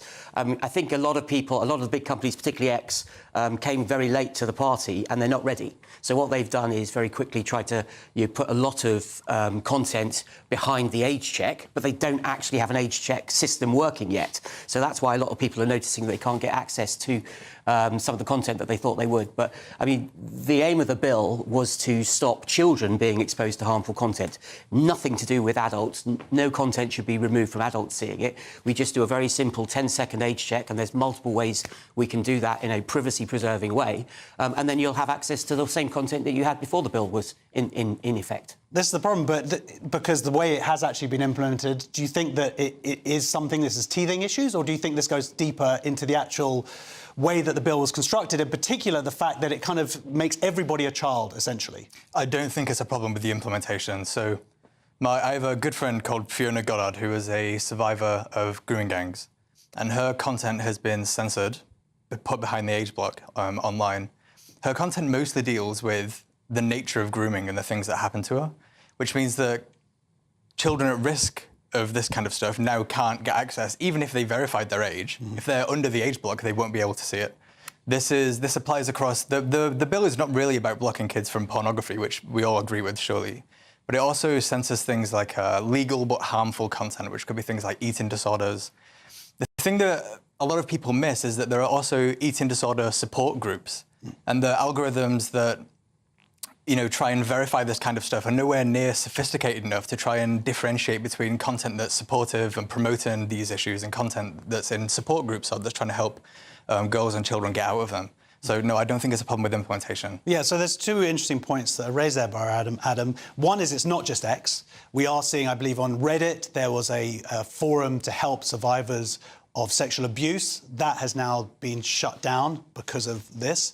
And it goes wider than X in terms of there are websites that we can't access in the UK anymore because they're owned by foreign companies. They don't want to get involved. But also, when you are seeing the responsibility put onto the providers here, and they're going to be fined 10% of their global turnover, obviously they're going to be particularly sensitive to that and overreach. And that's what we're seeing, is this overreach from these companies because they don't want to be fined. and then we all suffer for it. I suppose the pornography sites actually have it a little bit easier because they just know that all of their content is harmful to children, and so they don't have to figure out which content to block and which content not to block from children. And I do think, when you're trying to find bullying, for example, you have to limit the amount of bullying content that kids might see. Well, me saying that's a lovely tie might be a genuine compliment, or it might be the end of 6 months' worth of bullying that I've done about your ties.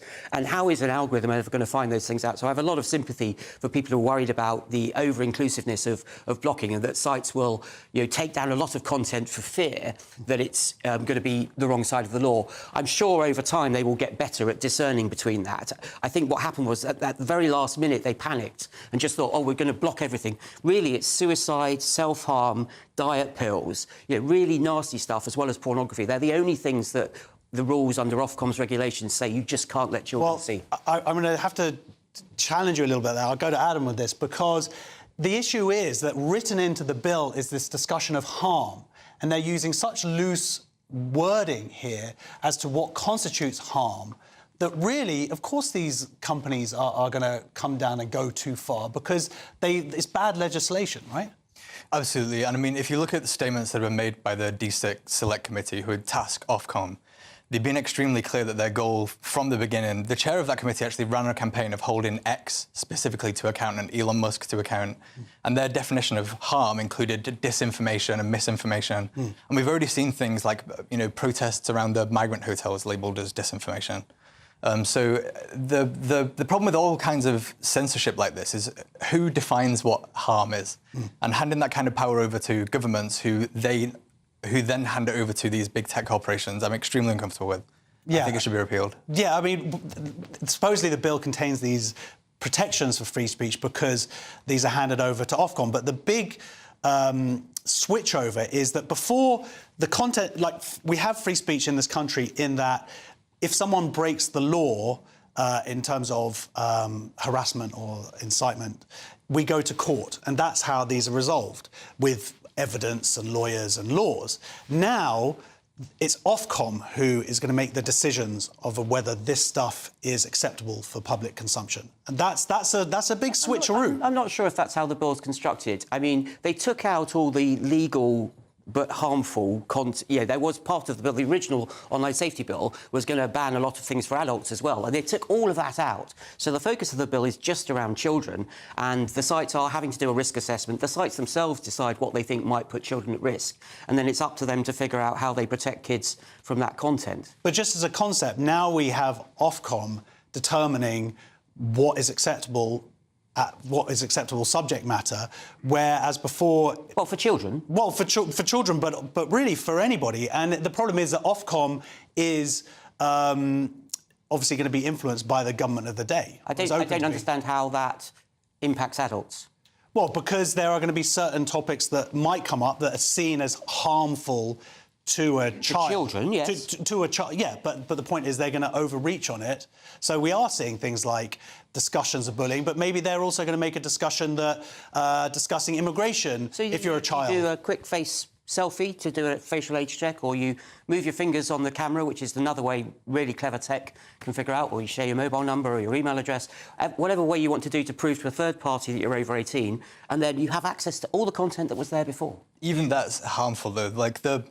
As someone that's worked in tech, the idea behind data security and the reality of data security are so far apart, they might as well be different planets.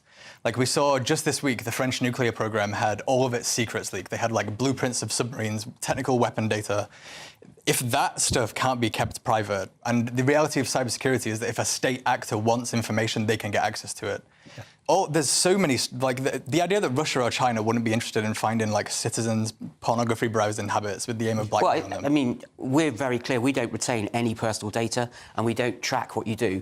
The French and the Italians have required what they call double blind, which is cryptographically protected, so it's impossible for the website to know the user or for the people who've checked the age to know which website the user is visiting. No, sure, but you might not. But the point is, this is going to be pushing people, and young people as well, to VPN sites and bad actors where there's not going to be those safety concerns. There's nothing to stop a foreign government setting up some VPN provider and, as you say, accessing and keeping this information to then blackmail citizens in the future. So really, we're just kicking it down the road. Is it really going to actually stop anything? I'd warn people not to use cheap and free VPNs, which is probably, what kids might end up using, because they do tend to abuse your data. All right, I'll just quickly delete that in the break. Those apps that I have. But the problem is that really this is just going to push the problem elsewhere. Is it really going to be stopping kids having access? Well, I mean, the law says that a site must not be normally accessible to children. So if VPNs become so widely used that kids in the UK are normally able to access that site now, because so many have got a VPN, the site's going to have to do something to keep kids off it. Do you... are you fearful of the fact that there seems to be a dichotomy here of the protections here? There's this duty to have regard by the platforms versus this it's called stand up to duty to remove. So in the sense of that's Ofcom. So you're always going to get a private company is always going to be using censorship as a way of meeting its legal conditions now, right? I actually feel a little bit bad for Ofcom. They were supposed to regulate TV and they weren't supposed to start doing battle with these tech giants in an area that they really don't understand and seems to have just been foisted upon them. A lot of this is really just being offloaded to the tech companies, which makes me uncomfortable. I'm not a fan of big tech. And the duty that we're placing on them with these incredible fines, I think is insane. They've also said that they will likely pull out. So a 10% fine for Meta would be something like $13 billion. I don't think that they would pay it. They would rather just leave the country. And they've openly said this. Yeah, and you really, from what we've seen over the last week, you really just think it's X and a few companies just being a little bit behind on their technological implementation. You really don't see any of these other concerns in terms of the way that adults are now essentially made into children online. You don't see any of that as an issue. Well, I think the only alternative to knowing who the adults and the children are and being able to split them up online is that we treat everybody like children, because we have to protect everybody. Well, this is what this bill does, because you've got to protect everyone. No, the bill treats children as differently, so they can be given additional But it treats adults like children in the sense of until you can prove you're an adult, you're not going to have access to that data. Which takes 10 seconds to do, and then you're back to where you were before. Except for the fact that we're seeing a lot of companies now actually just, instead of having to implement this stuff, just pulling out of the market. So the UK citizens have less speech, less information available to us because of this bill. Yeah, and I think we saw that with GDPR when that came in, but nobody would want to throw away data protection legislation. All right, well, look, thank you both of us for joining us. That's the Executive Director, Age Verification Providers Association, Ian Corby, and the founder of Open Justice UK, Adam Wren. Thank you very much. Next on Free Speech Nation, I'll be speaking to the Christian preacher at the heart of a two-tier policing row over his right to criticise Islam. See you in 2 minutes.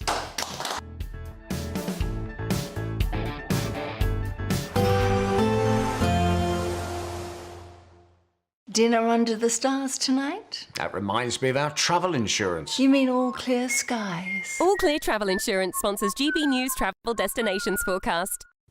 Hello. The heat is building across Portugal and Spain over the next few days. It's not as hot as it has been across the Eastern Med, and here it's a bit more changeable. We have got some fairly intense thundery downpours across parts of Italy and the Balkans, northern parts of Greece too. Elsewhere across Italy, Spain and Portugal, plenty of hot sunshine though, just a bit more in the way of cloud affecting Madeira and the Canary Islands, but generally dry and fine here.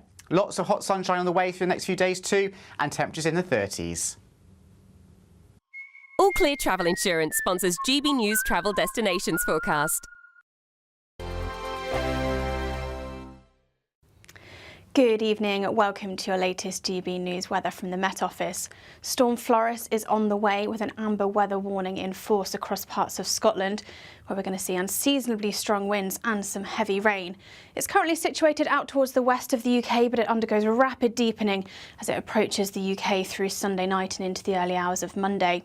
Sunday evening generally starts dry with clear spells for most of us. However, all eyes up towards the northwest, where we see outbreaks of heavy rain arriving across parts of Northern Ireland and then later into western parts of Scotland into the early hours of Monday morning. A little dry further south, but still rather cloudy and quite a mild night and perhaps quite a humid start to Monday for many of us into the start of the new week. A very damp and windy start across parts of Scotland, though. Those winds continue to intensify through the early hours of the morning. Gusts at the coast of 70 miles an hour, 50 to 60 miles an hour on land, and even across western parts of Scotland. At first, we could see those gusts even a little higher, around 80, perhaps even 90 miles an hour. Still windy across the south, but a bit of a brighter start here, and those winds not quite as strong as further north. But that band of rain continues to sweep its way south and eastwards as we go through Monday daytime. As I mentioned, it's across the north that we see those winds continue to intensify through Monday afternoon. Western coast of Scotland and then later across the north coast of Aberdeenshire is where we're likely to see the peak of winds, 80 to 85, potentially 90 miles an hour. And with those strong winds, despite temperatures being pretty similar to Sunday, it'll be feeling much cooler and much fresher and probably quite unpleasant further north. Tuesday, those winds are a notch down compared to Monday, but it will still be a breezy start to the day, particularly across the north and the west. Plenty of blustery showers feeding in on that northwesterly wind, but generally staying drier further south with plenty of sunshine. And it looks a little drier for all of us on Wednesday. And then perhaps turning a little bit warmer as we go through the second half of the week.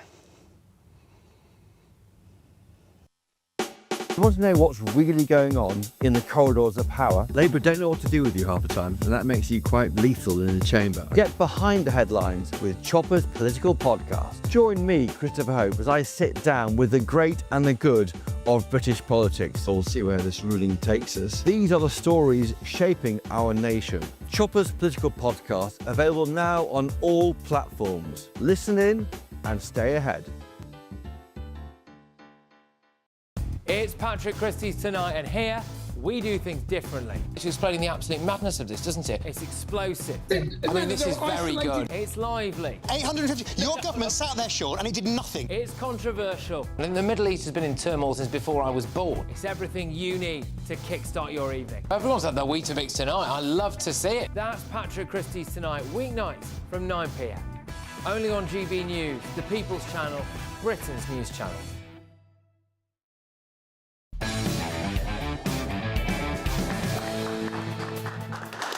Welcome back to Free Speech Nation. The Trump team is backing a controversial Christian preacher at the heart of a two-tier policing row over his right to criticise Islam. Dia Moodley has met with US officials sent to investigate British victims of censorship amid rising concern in Washington that free speech is under threat in the UK. Over the last 4 years, Moodley has faced repeated enforcement action from Avon and Somerset police for his street preaching. Here is a video of a previous incident. In the Quran, it says Jesus was not crucified. In the Quran, it says Jesus was not crucified. Sir, no, this is my Quran. This is my Quran. No, this is not his Quran. This is my Quran. Sir, can somebody help us? This is my Quran. This is my Quran. This is my book. It's my Quran. Leave me alone. Leave me alone. It's my book. It's my book. Calm down, Jake. Leave me alone. Joining us now are the Christian preacher Dia Moodley and communications officer from ADF International, Paul Sapper. Hello, Mr. Moody. Hello, welcome to the show. We just watched that footage, that clip. It's a disturbing clip to watch. Would you put it in context, please? Josh, thanks for having me on. Yes, I know the time is short. So it was a day that we normally are out preaching, myself and a few members of our congregation. And on that day, we were preaching about the difference between two books, the Quran and the Bible. Which one is true? That's a question being asked in the public square. It's a methodology we use in our preaching to ask a question and try and get an answer. And in that, in trying to do that, a man literally said to me, "If you don't stop talking about the Quran right now, I'm going to stab you." So that was what happened prior to these men stepping up and trying to steal the Quran from me. So prior to the video that you just saw, a man threatened to stab me if I do not stop talking about the Quran.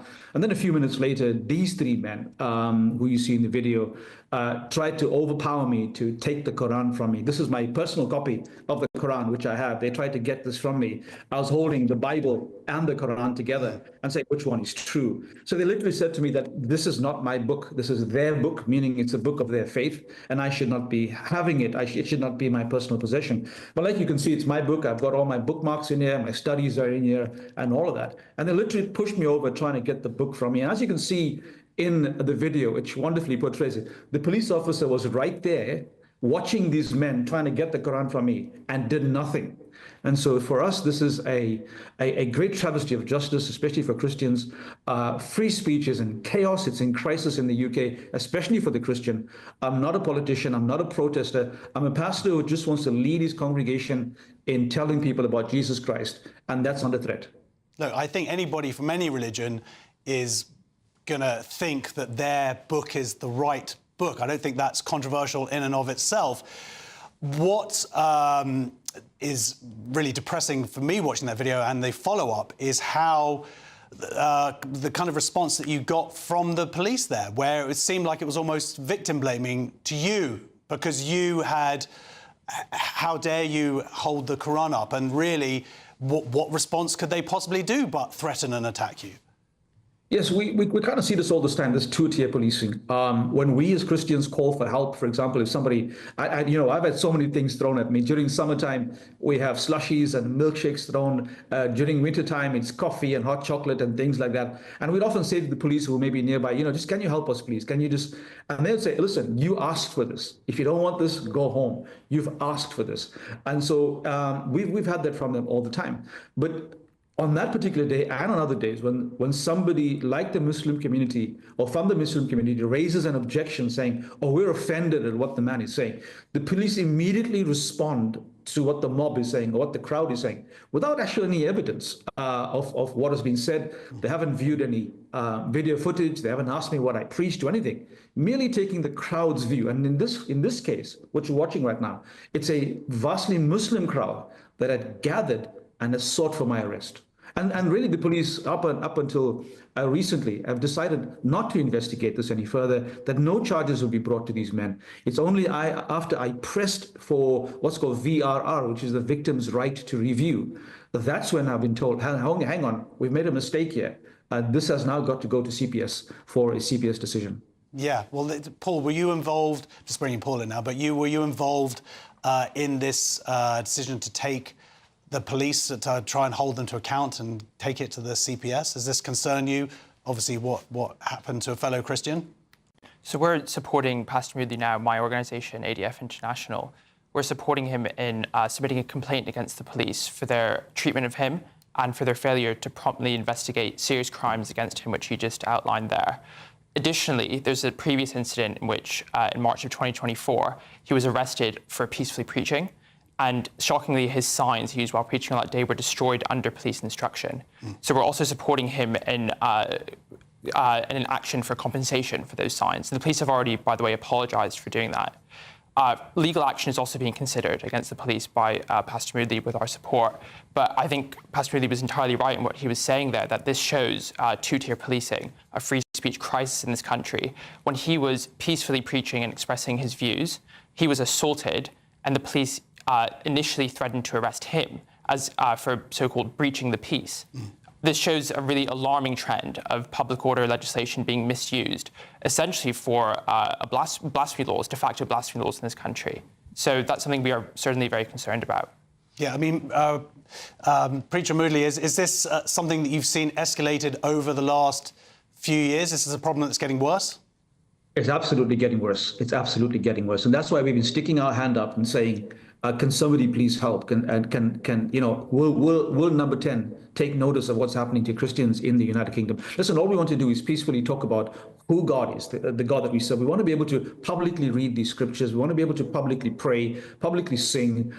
This is what one of the commandments of the Bible tells us to do, to go into highways and byways and compel people to hear the good news. And that's what we've been doing. And that's under threat. And you're absolutely right. Over the last few years, there's been an escalated response from the police to literally stop the preaching from the Christian community, but are doing everything they can to accommodate other communities, but doing very little to accommodate the Christian community. So you think it is mob rule, essentially? It's the police going with whomever they think is just going to cause the most amount of problems and going along with whatever they think? Well, listen, we've had this before. I've had officers tell me, we believe the crowd. They say, well, the officers believe the crowd because 10 people in the crowd said that I had said something. And there's absolutely no way to police our nation. Investigations have to be done, and if we as Christians have broken the law, we should be called to account for that. If we literally threatened to stab somebody, we should be called to account for that. But here we have a Muslim who's threatened to stab me, and guess what, Josh? They did not take his name on the day. Nobody went up to him and said, "Hey, we've been told that you're threatened to stab this man. Is that true? We'd like your details." Nothing, not a single detail was taken. And when I pressed them in the investigation, I said, "Did you take details?" They said, "Absolutely not." Why? The question is why. They were terrified of the Muslim response on the day. They were terrified that the crowd is going to respond. So what did they do? They tried to get me into a car so that I can go and make a response. So they were trying to make a visual statement. Let's take the preacher, put him in a car, and take him to the police station and show this crowd that this is how we deal with him. And this is what we've been experiencing here in Bristol. This is what fellow preachers have been experiencing around the country. So I say that free speech for the Christian is in crisis. Absolutely. And of course, what the police should have done was stand strong and protect your right to peacefully make your statements about Christianity without any threats of violence, and show that crowd that that was your right to do so. Thank you very much for joining us, Christian pastor Dia Moodley and Communication Officer from ADF International, Paul Sapper. Thank you very much. Next on Free Speech Nation, the boss of Scotland's biggest book festival has refused to invite authors of best-selling gender-critical book, claiming their topic is too divisive. We'll discuss that next. See you in 2 minutes.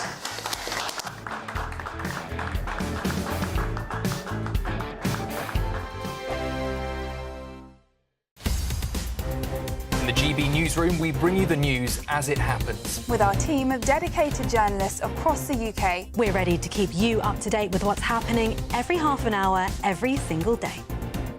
Bulletins here on GB News, the People's Channel, Britain's news channel. Martin Daubney, weekdays from 3 p.m. Rafe, I'm assuming the notion of dropping Winnie to replace him with a tranny fills you full of repulsion. Yes, I personally, as a Churchill historian, would love Churchill to be on the notes permanently. But yes, this is just part of this continuing war on our history that we often discuss on this channel. It's a long war, and it's just basically another attempt to gradually, or not so gradually actually, erase or rewrite our history. And, the imagery on banknotes, on our passports, and, the coins and stamps and all those sorts of things, they've traditionally always served to inspire pride in the nation. And those are really powerful symbols of our sovereignty and our identity. And it speaks a lot to, of course, to the changing fads and this desire we now see by our institutions, including the Bank of England, to create a new British identity, which is completely severed from the past. I wonder, Rafe, we've had this conversation before. I wonder if a lot of this now is starting to feel a bit deliberate. Like, they know that Winston Churchill is worshipped and adored as one of the greatest ever Brits. They know we cherish the Union flag. They know we cherish our national anthems. Is that specifically why you think they're targeted? That's precisely why it's being targeted. It's just that's what this is all about. The Bank of England is just part of this long march through the institution. The Bank of England, remember, in its new Bank of England Museum, well, it has a permanent exhibition on slavery. And we need to understand that the elites who control our institutions bear no comparison to the generations that occupied those institutions. They're cuckoos in the nest. They're embarrassed by Britain's history and its historical figures. And what these people used to understand love of nation, and they've replaced that with national self-loathing. GB News, the People's Channel. This is Britain's Newsroom, where your voice matters. It's just astonishing. With expert analysis and honest opinion, we don't just keep you informed. We bring you unique perspectives you won't see anywhere else. Can't argue with any of that. When the news happens, it happens here. On Britain's Newsroom, weekdays from 9:30 a.m. Only on GB News. Join me, Nana Akweer, for an informative, interactive news programme with a difference. It's fun. No, he didn't say that, Dave. I'm so surprised. I think there's an element of truth to that. Join me from 3 p.m. every weekend, only on GB News, Britain's news channel.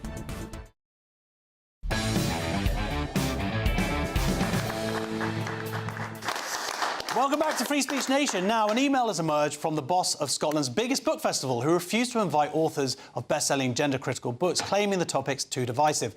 It's faced criticism for sidelining gender-critical voices in both its speaker lineup and the title it promotes. We are joined by poet and author Jenny Lindsay. Jenny, welcome to the show.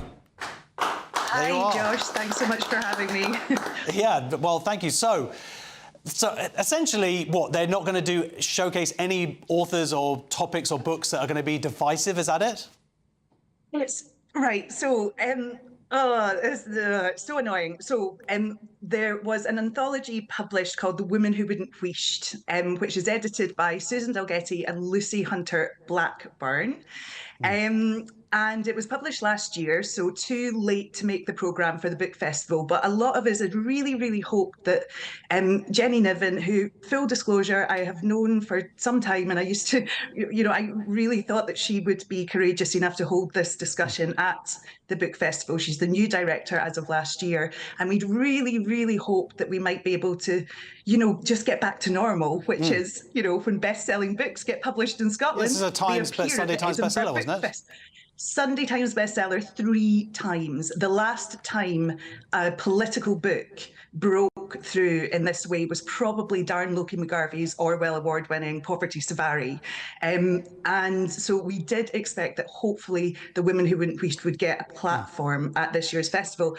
And also, on a personal level, I published my own book in October. It's called Hounded: Women, Harms and the Gender Wars. And it's a rarity in that it actually has a blurb from the opposite side. Do you know how rare that is? So we'd kind of hope they might sort of go, right, we've got these Scotland-based, really successful authors. We're going to host this discussion. I don't mean it's an art, and by the way, so I just want to say, it's an arts festival, so you would expect to have discussion and a wide subject matter. Yes, so there are 2 reasons for the outrage that's been happening. One of which is, obviously, these books have been very successful. And it is a snub. And the second reason is the double standard, because known activists who have abused women writers with impunity are featured at this year's festival, which, signalling the death of irony, I think, has the theme repair. So it's like, so the double standard is, right, we're gonna platform all of these people who have totally ruined women's lives and tried to destroy them and made them a husk of the human condition, and we're going to sideline the women who are trying to write our way through this and get back to a place of sanity. Now, this email that came yesterday, so we've known for ages we weren't programmed. I knew back in sort of February, March time, because I formerly was an events programmer, so I knew the festival would be programmed by then. So I was like, all right, okay, so I've not been booked, fine, okay, whatever. But I also knew that when the programme was announced, there was going to be outrage. I knew there was going to be, which is why I pitched to Jenny Niven back in November, because I said, look, I think you're going to face a lot of criticism if this discussion isn't hosted. And I'd offered to sort of help and work out a way to platform it, and she didn't reply, which was very disappointing, I have to say. But I don't want to get down in the mud and be all personal about it. It's just, it really is an outrage that the book festival is refusing, as a charitable body that is publicly funded, to do this. And actually, what was really outrageous about the email, Josh, is that it painted The Women Who Wouldn't Wheesht anthology, and by implication myself, as inflammatory. And it ended by saying that if, I'm paraphrasing, but if any books should be published on this topic that are more reparatory in tone, then she would consider programming them. I'm like, what?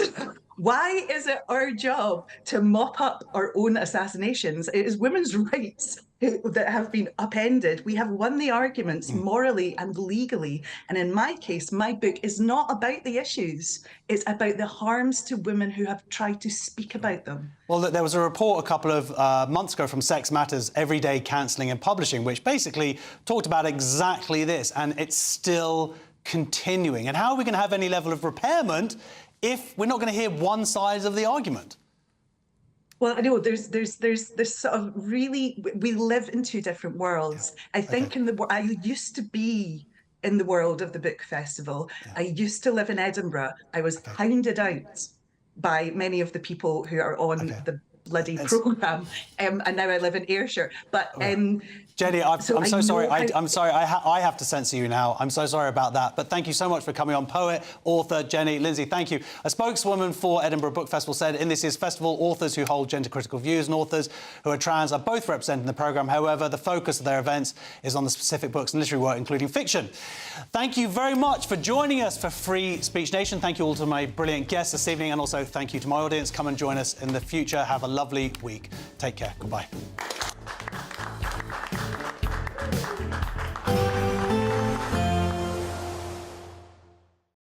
Expect a warm front, moving from the kitchen right through to the rest of the house. Boxed boilers, sponsors of weather on GB News. Good evening. Welcome to your latest GB News weather from the Met Office. Storm Floris is on the way with an amber weather warning in force across parts of Scotland, where we're going to see unseasonably strong winds and some heavy rain. It's currently situated out towards the west of the UK, but it undergoes rapid deepening as it approaches the UK through Sunday night and into the early hours of Monday. Sunday evening generally starts dry with clear spells for most of us. However, all eyes up towards the northwest. We see outbreaks of heavy rain arriving across parts of Northern Ireland and then later into western parts of Scotland into the early hours of Monday morning. A little dry further south, but still rather cloudy and quite a mild night and perhaps quite a humid start to Monday for many of us into the start of the new week. A very damp and windy start across parts of Scotland, though. Those winds continue to intensify through the early hours of the morning. Gusts at the coast of 70 miles an hour, 50 to 60 miles an hour on land, and even across western parts of Scotland. At first, we could see those gusts even a little higher, around 80, perhaps even 90 miles an hour. Still windy across the south, but a bit of a brighter start here, and those winds not quite as strong as further north.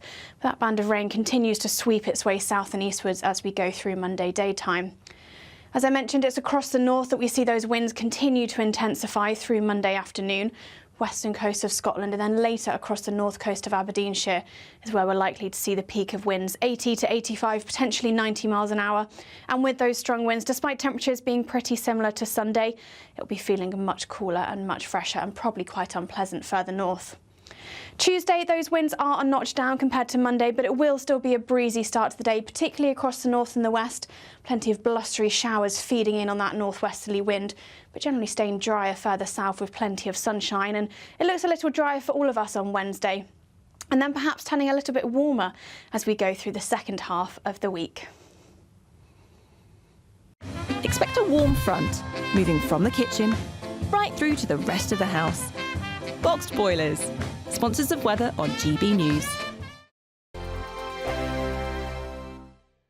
This is your chance to live mortgage or rent-free for an entire year. We'll give you a cash lump sum that will cover 12 of your monthly mortgage or rent payments, up to an incredible £20,000. Plus, we'll add £5,000 on top of that for you to treat yourself. You have to hurry though, as lines will close on the 29th of August. For a chance to win, text WIN to 63225. One entry costs £2.50 plus one standard network rate message, or text BONUS to 63225. 5 entries cost £5 plus one standard network rate message. Go to gbnews.com/win. Entries start at £2.50. Call 0903 686 3232. Calls cost £2.50 plus your network access charge. Or post your name and number to GB15 PO Box 8690 Derby DE1 9TT. UK only. Entrance must be 18 or over. Lines close at 4 p.m. on the 29th of August. Please check the closing time if listening or watching on demand. Good luck.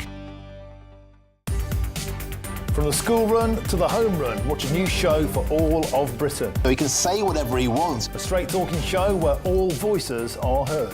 And, you know, when are we going to stop talking about smashing the gangs and actually do it? With the stories that matter from every part of our country. There's a bit of a crash landing there for your Chancellor. Bold, fearless and standing up for you. That's me, Martin Daubney, 3 p.m. till 6 p.m, weekdays, here only on GB News. The People's Channel, Britain's news channel. In the GB newsroom, we bring you the news as it happens. With our team of dedicated journalists across the UK. We're ready to keep you up to date with what's happening every half an hour, every single day. Bulletins here on GB News. The People's Channel. Britain's news channel. Hi, I'm Michelle Dewberry, and my show is your opportunity